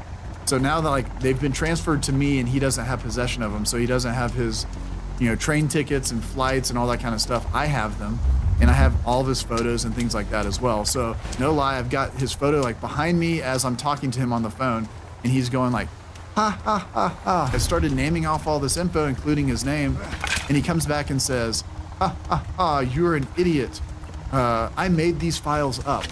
Can you honestly think about this, guys? A scammer that is stupid enough to get hacked And then after that, he denies everything, all the information I have on him, and then says, I made up these files for when somebody was going to hack me.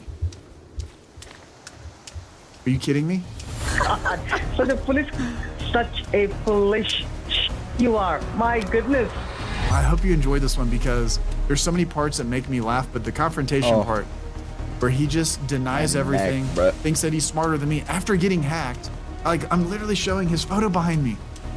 This guy thinks he's smarter than me. He's gonna get destroyed, he's gonna get confronted, and he's about to get exposed. Let's get into it.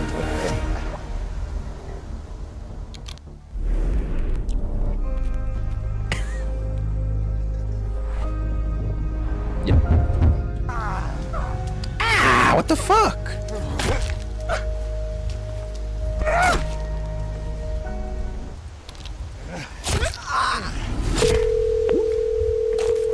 Thank you for calling McAfee. My name is Eric. How can I help you today? This guy's a typical refund scammer. Now, there's been a charge on my bank account, and I want to cancel that charge, and on top of that, get my money back. The only thing is that my character has already been talking to someone in this group.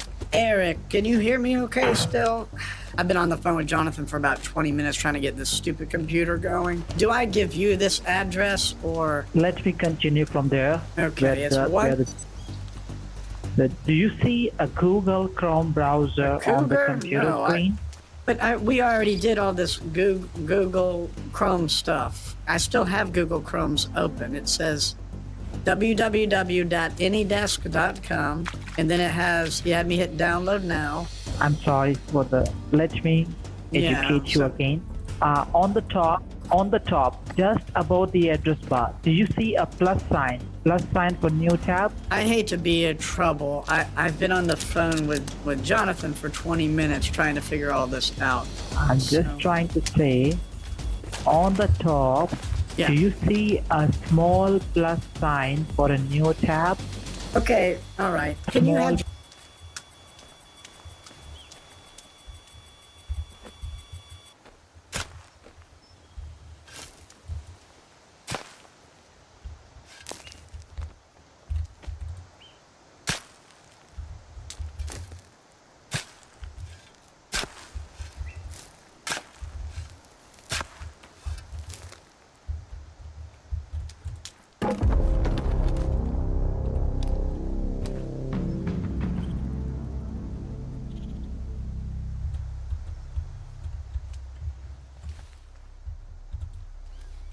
Sweet.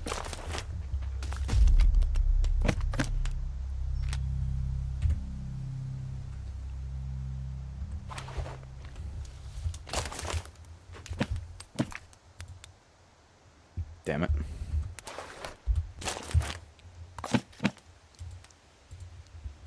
God damn it.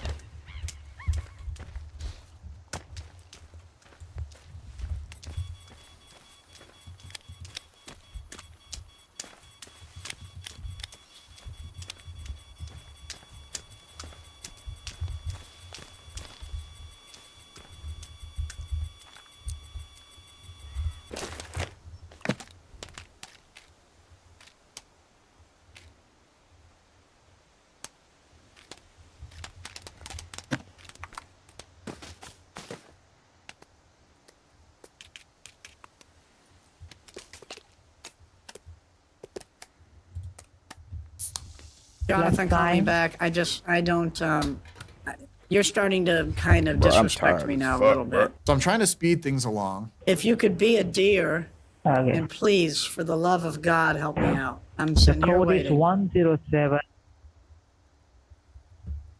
Yes. Correct? Yes, sir. There's a box on my screen that says Lenovo. It says accept or reject. Can you see my screen? It actually works because I get access to his computer. It's working. Just wait. It's working. Okay. Oh, thank you. Thank heavens. So right now you are on a screen with a black background. Yes. A big Google in the middle. Correct? Yes. You can see my screen? Yeah. Please type in. Yes, ma'am. So I'm just taking over it from here.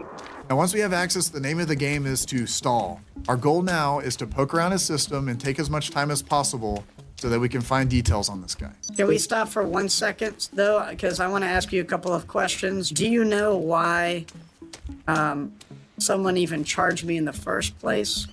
It was free for 1 year. The subscription was taken in year ago. Yeah, the year ago it was happened for the free subscription. Okay. Okay. Well, just So okay. in the middle you have a search Google or type URL. Yes. Please type there M like Michael, X like X-ray. Okay. And then okay. All right. I hit H that. like Henry. Now no, it says. No, man. We need to type mxhelp.cc. Oh, MX Help? What is this? PayPal refund scam, practice bot, bug. What is all this? You didn't receive a McAfee page, correct? No, sir. Let me do one thing for you, Chris. Let me connect you to my supervisor directly. They will call you back on the same number. You will receive a call in 5 minutes from our team. So I'm requesting you, please hang up the call so you get the call from my team, okay? Okay. Oh, it's so good. He was getting a little sus, so I had to like cancel the AnyDesk connection, so I didn't get to show you guys. I was going to start downloading stuff too, but I didn't get a chance to. So, that guy was on a Windows 7 machine, like a little piece of crap Windows 7. So we'll see if they come back or not. Okay, ma'am. Let me help you in another way, okay, ma'am? Can you open a new tab? I will help you in a simple way, okay? But is that Brad connecting to my system now? No. Can you type a new website, ma'am, where it will be more simple, okay, for you to receive the cancellation form? I don't think so.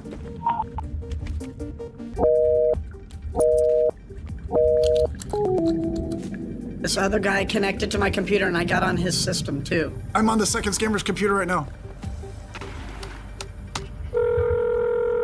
Hello? Yeah, hi, this is David. Oh, hi, Senior David. Manager from McAfee. Hello, how are you? I'm fine. How are you doing today? If I could be honest with you, I'm getting a little frustrated because I'm trying to go into my Chase account now to figure out what's going on. I suppose somebody's hacked my connection, right? Now, just hold on, okay? Hold on for what? That's what I'm saying. Okay, now you told me that you're getting kind of frustrated. Yes. Now, what's your reason for that? If you don't mind me asking it. I'm just not very good at these things. Can you please tell me what in the heck is going on then on my system? See, the thing is that, ma'am, what exactly has happened is McAfee, which you were using before, has got expired. Okay? Oh, I feel very stupid, to be honest. No. Okay, no. you're making me feel a little bit better. You are a grandmother, a granny. Correct. So nowadays everything is changing. I can understand. My grandmother, she also don't understand much. She asks me what happened, why am I receiving this kind of emails and all of, right? And as you are already a customer of our company, correct, reputable customer. Well, beautiful customer. Thank you, beautiful customer, reputable customer. First of all, ma'am, is this your cell phone number? Which ends with 3452? How did you know? We have your record with us. First and foremost thing, grab hold of a pen and paper. Okay. I'm telling you my number, okay? All right, Write it down. Hold on one second. Save my number in your cell phone. Okay, go Save ahead. my number in your cell phone. David McAfee. Okay.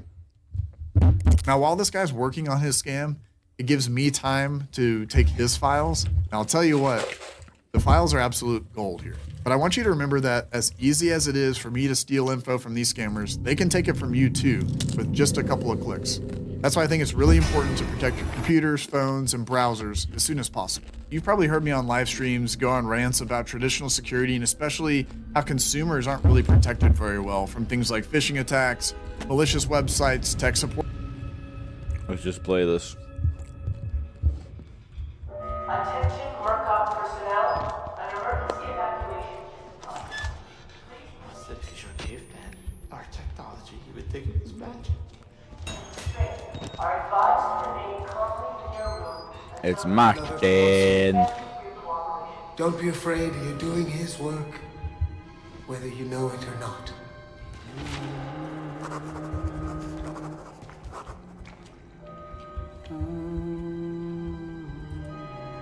Whoa. That oh, hey, hey, hey. Texture just in, out, in, out, in.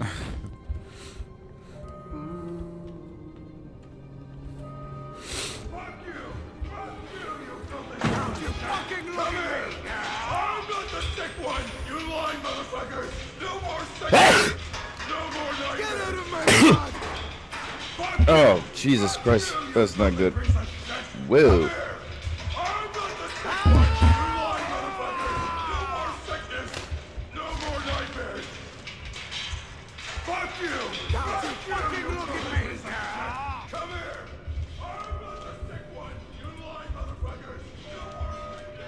Oh God, one of them's coming. It's not even human anymore. Hey. Block it. Shut it in. Bruh.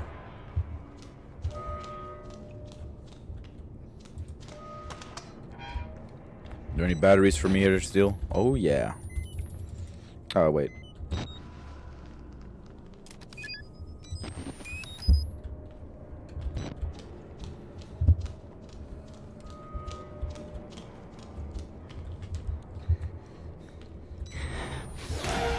Oh God.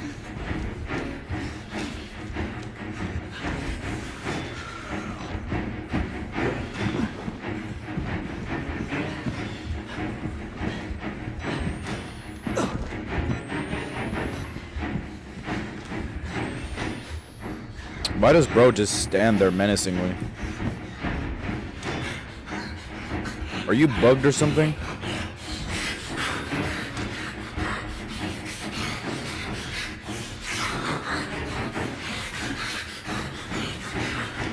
Dude is bugged.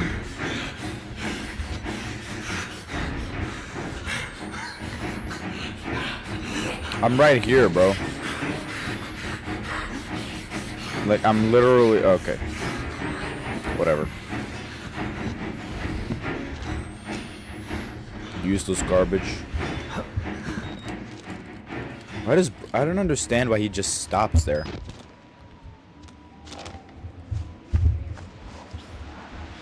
Like, he just... he just... Thank you.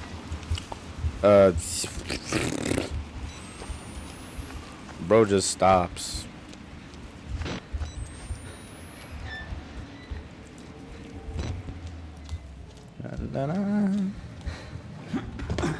I'm gonna speedrun this. I'm gonna finish this in like under half an hour. Trust me. This dude, bro. Bro, why can't I just move through these bushes?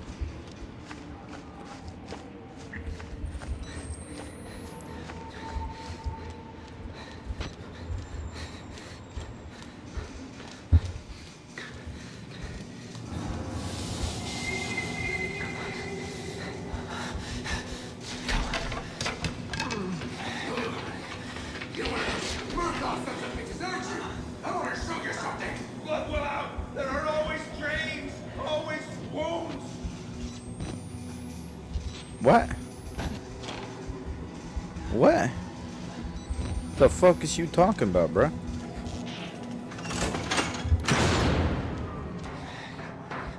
Go your fucking self.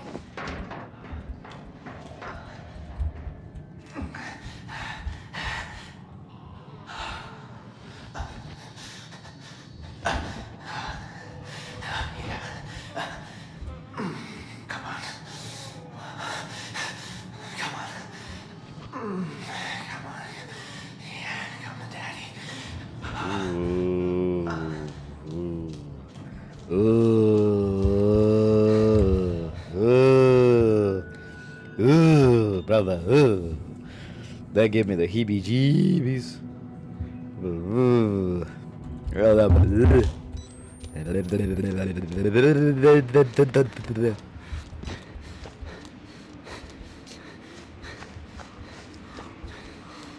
Oh, for fuck's sake. It's the Jorkler.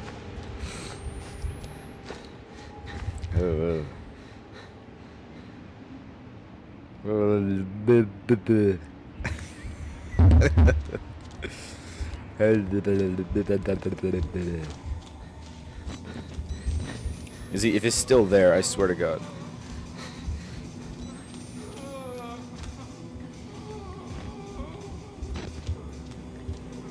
All right, let's go.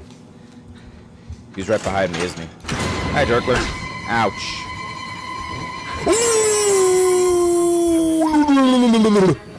Oh, la la la. Close the door. Fuck you.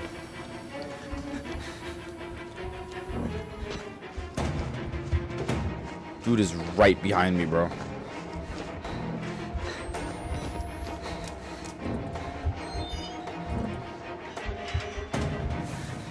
Run, bitch, run.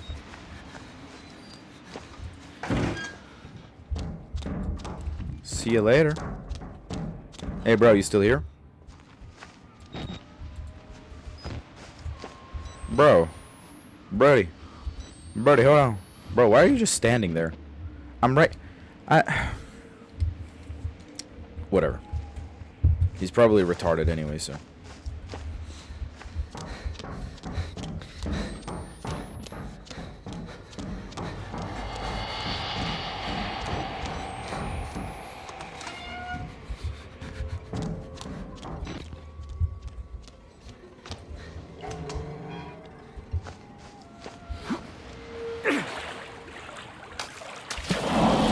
Minecraft water splash sound effect.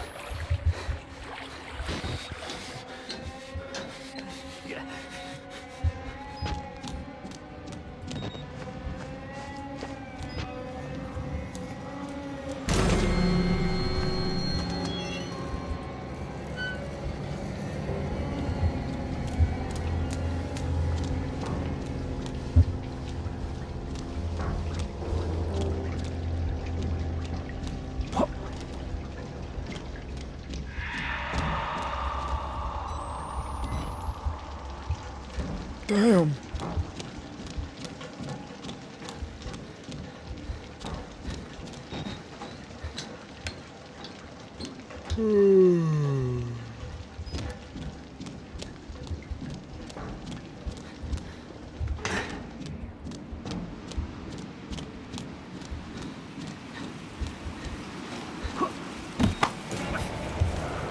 Long ass cutscene, bro.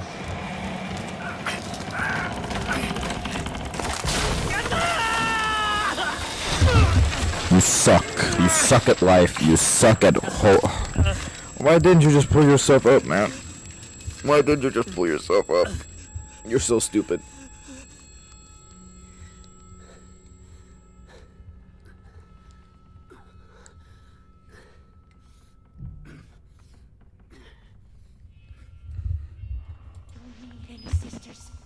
Maybe some girls that ain't blood. You ain't old enough to be worrying about it. Hold on, wait. I want to reload. Can I reload checkpoint? I want to reload this checkpoint. I kind of want to hear what this person has to say.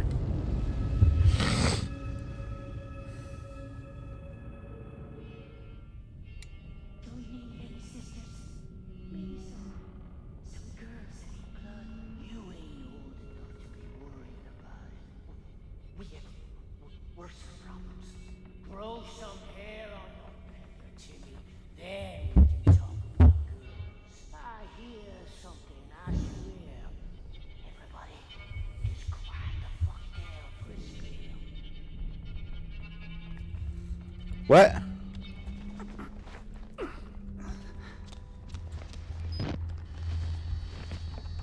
Dennis.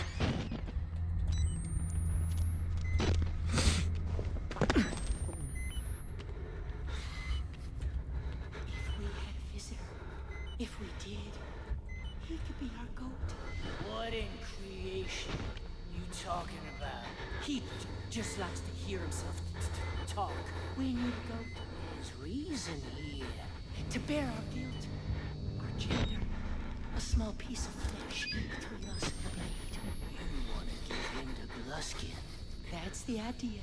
I don't want to get Luskin's attention. He'll hurt us. He'll hurt you. You make a pretty woman. No sense in pulling a mad dog's tail. We feed him a goat and leave him alone.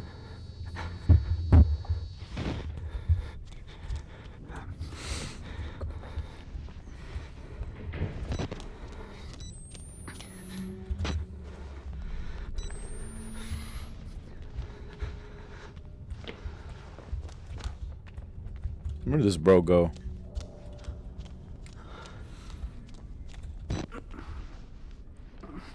A gift for the groom.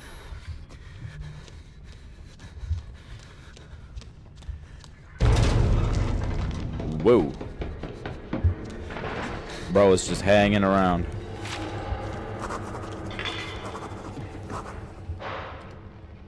What up, bro? If they catch us, they'll give us to him. Walls! Kill the rats! He's here! Inside! Walls! Kill him!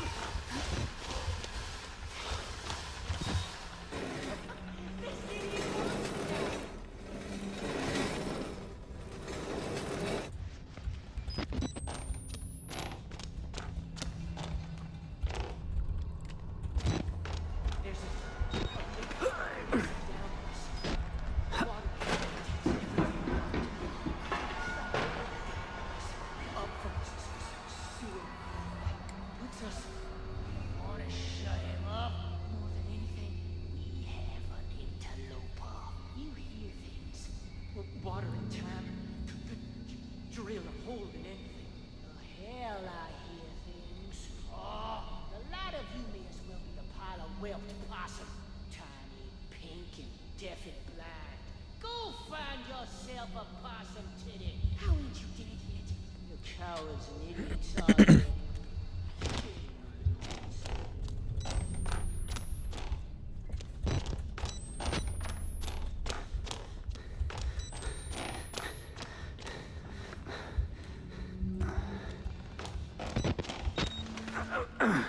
Here we go. There he is! What do you think? Oh, he'll do. Weak! Give him to the groom! For once we agree.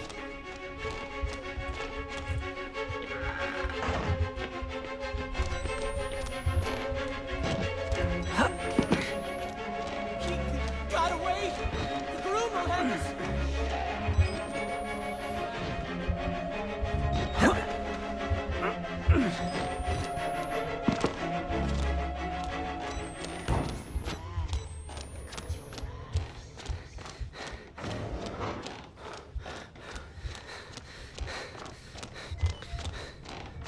We're not gonna look to the right here. It's very disturbing. Hey, who's you? Just reload.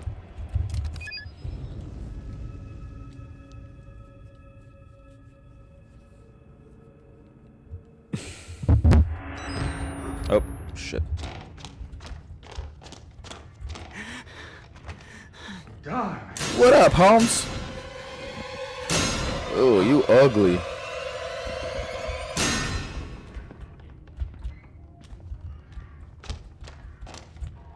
What in creation?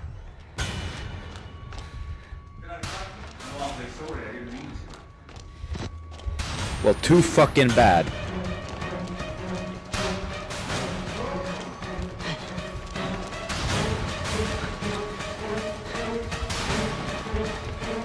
Dude, what are you doing? Run!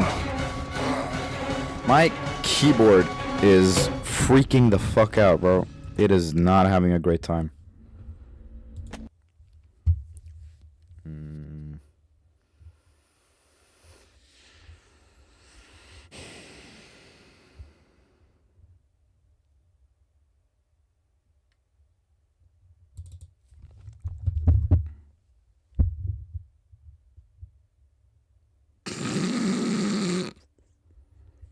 Girl, I have more.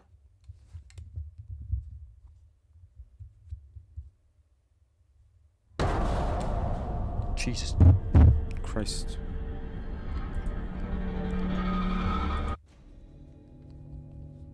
Let's continue where I left off. I don't know where I did leave off. Please, Blake.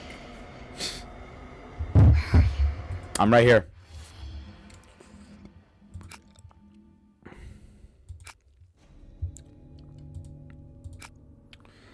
Let's do it from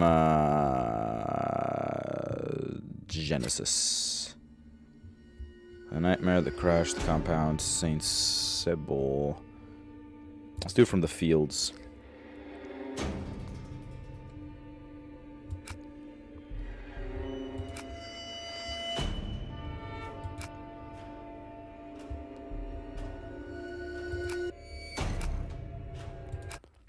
I'm gonna overwrite this save. Oh, hold on. Who are you? My name's Ethan. But I mean, are you one of them? And which side are you on? Why ain't I trying to kill you? I'm keeping that. Unborn. Seen too much to keep the faith. But you're not one of those other ones. The heretics. Didn't say squat when my wife got skull. Had to get cast out. Didn't complain with enough. Pressed himself on my Anna Lee. And she not but 15. I'm sorry. But when he said my grandson, baby he put in her, was my the Antichrist, and I had to slit her belly and kill the child.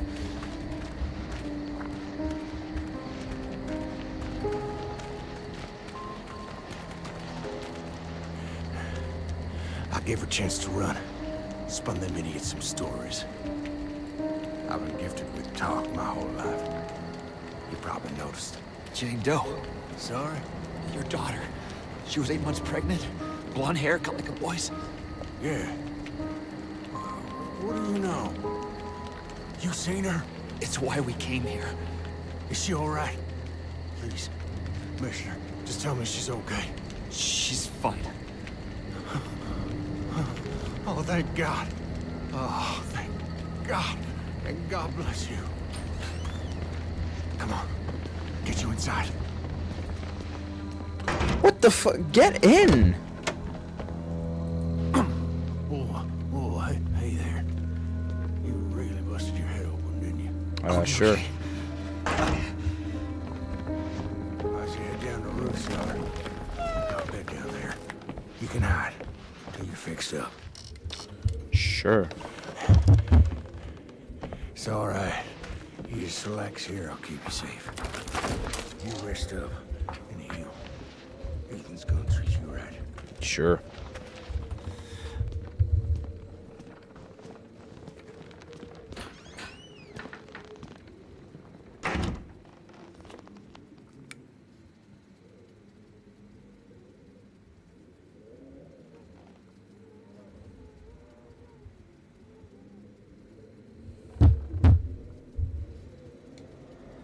God damn it, bro. Please, Blake. I'm right here, baby. I'm scared. I don't care.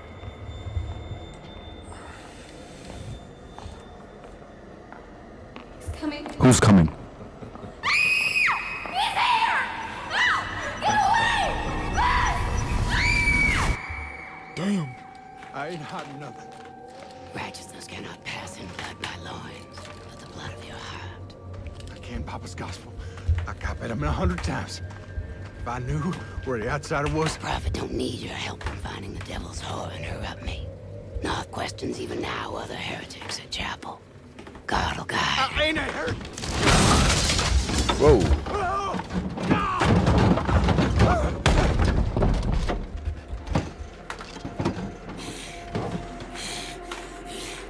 You sinned when you denied the prophet, your daughter.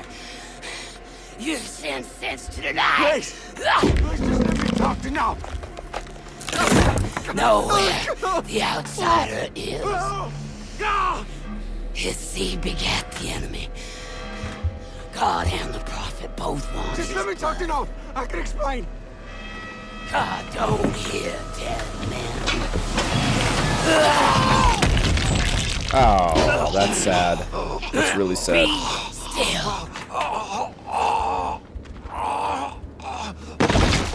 God damn. Take your penance. God loves you. God loves you.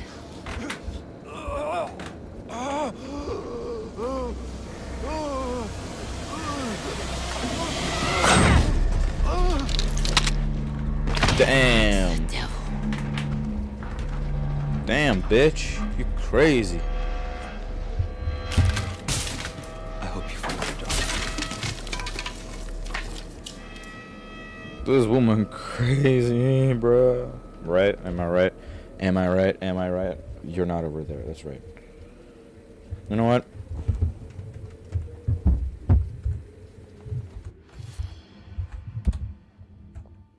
Hold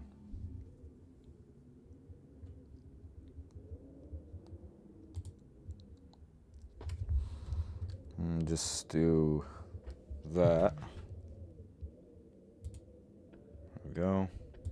Turn the game.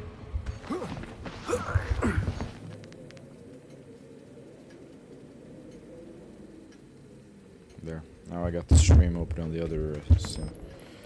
God damn. Not even though she. Thank you. Damn, bro. You're not having a good time right now. Oof. Dude, your clothes are just stained, bruh. Ooh, battery.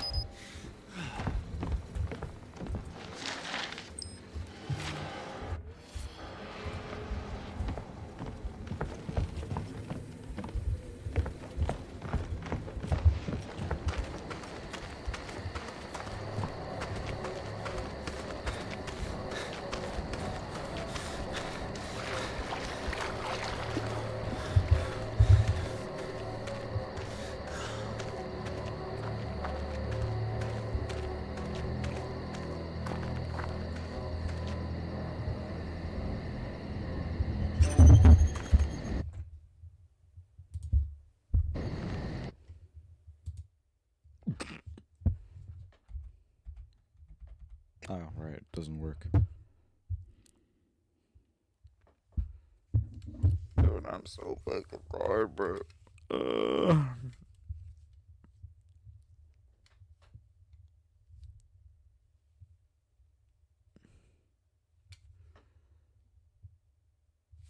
Oh my god.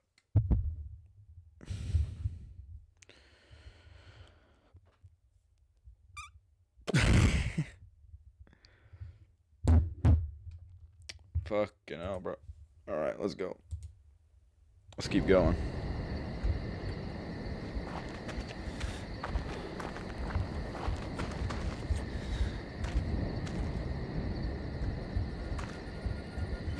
How do I get out of here? Oh, right. I gotta go over here.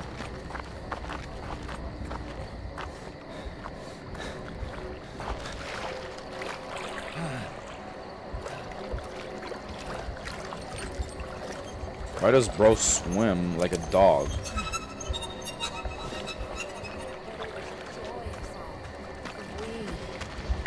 Are in the sorrows of a travailing woman. From this arbor is a place of breaking forth of gifts. The children What of in hell, God? but also You can see where the... No, actually, no. It does not even end with that.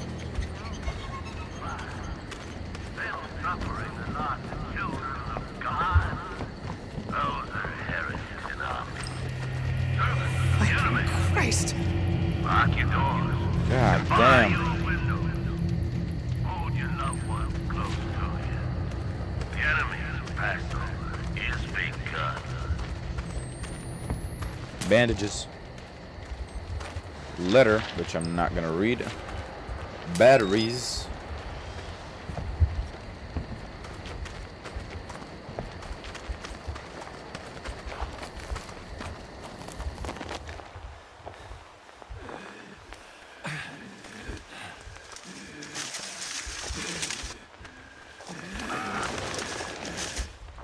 There's nothing in there.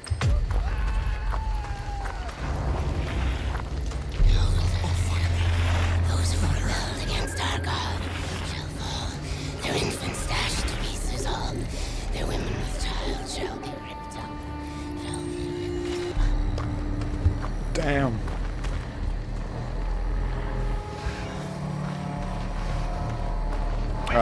Christ alive. There's no innocence among the outsiders in our midst. Give them the knife, the club, the fist if it's all you got. God rejoices in the spilling of wicked blood.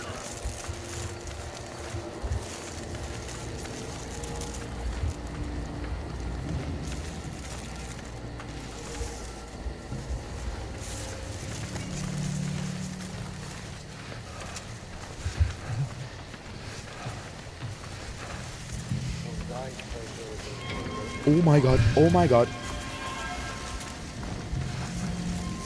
YOLO.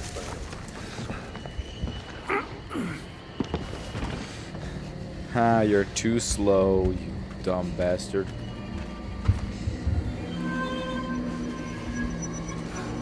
Oh, hey, man.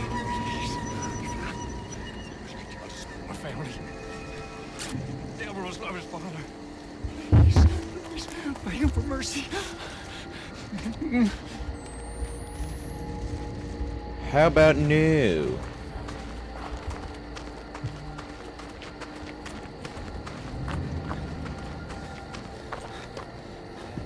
What up, ho?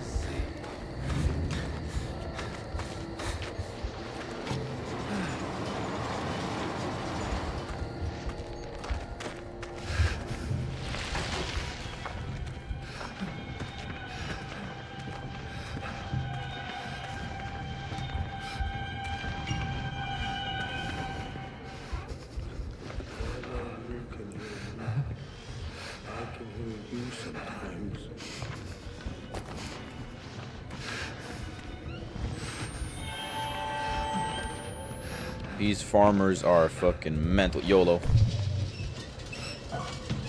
Hey! You mockery! Get wrecked, bro.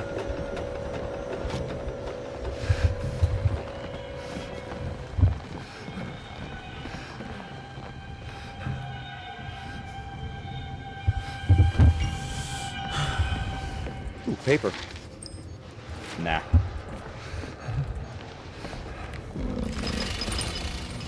Fucking Christ! Ugh, that's disgusting.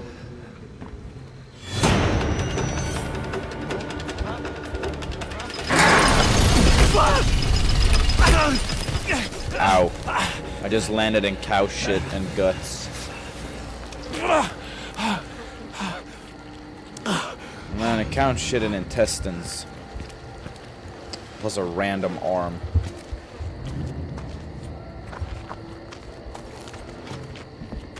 That's Peter right there. This is Peter.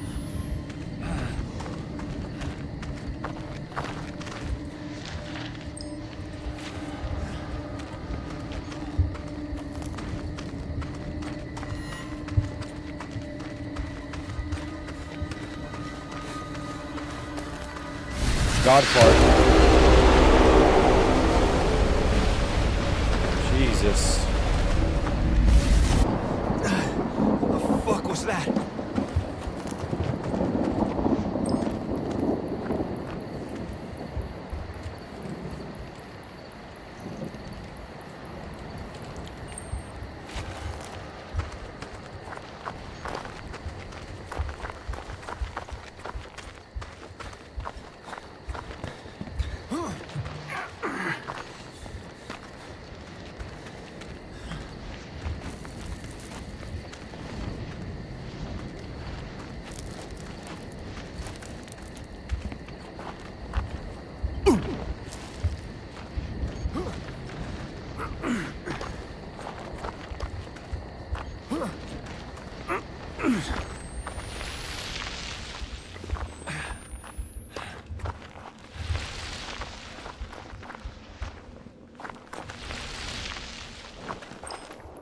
Church? No. Some kind of heretic temple. Damn it.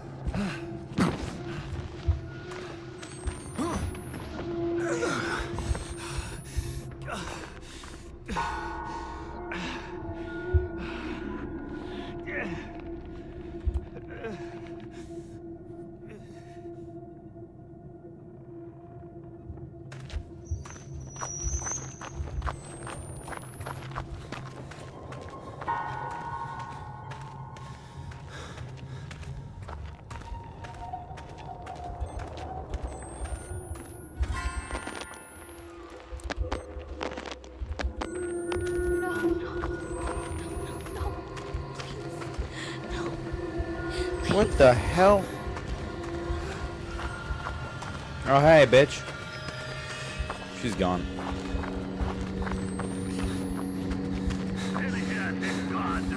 That has to be the chapel.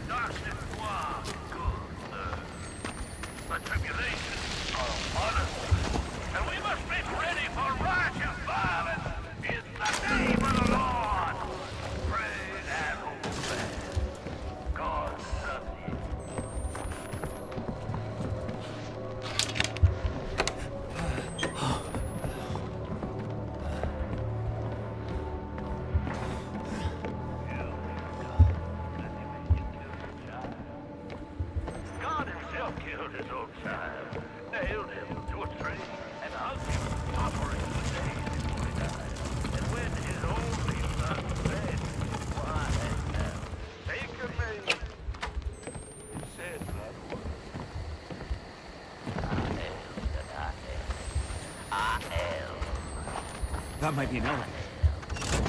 Damn It's it. cut off. They've got to have a generator or something. Fucking thing doesn't run on prayers.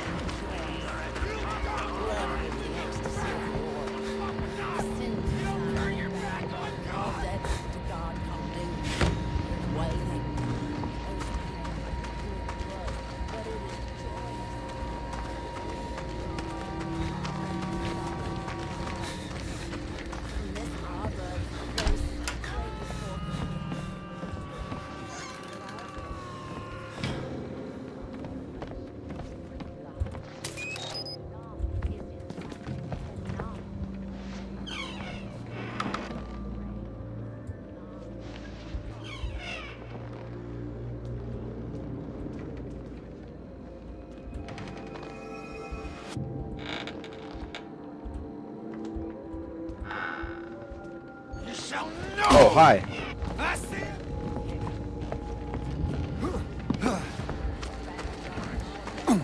Ouch. Ooh, can I climb in here? No.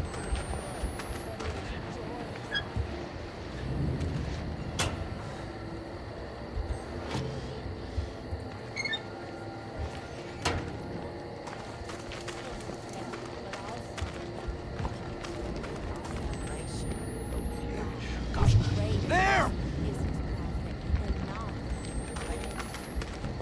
Consume the flesh and spice it well, and then the bones we burn.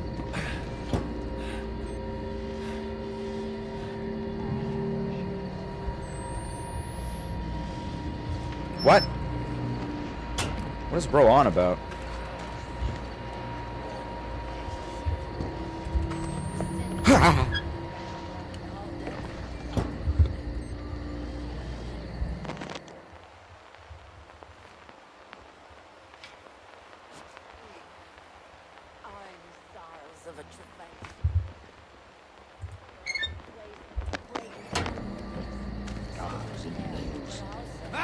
Oh, you bastard piece of shit.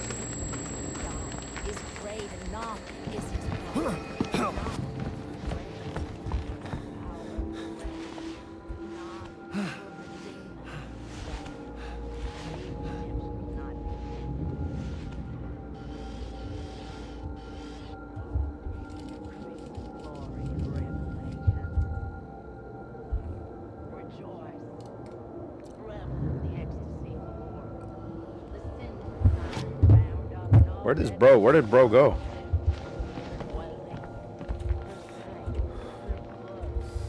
Where's bro at?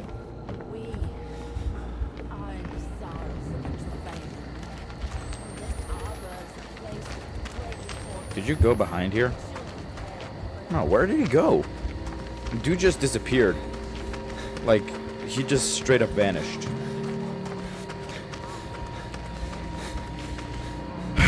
Oh well. I am so tired, bro.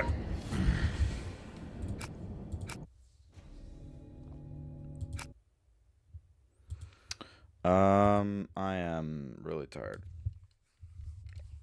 Oh my God. I'm gonna go for a walk Then I'm gonna go to sleep. And tomorrow, I'm gonna have to see how my girlfriend feels. Maybe I can go get her or something. I don't know. That's up to her.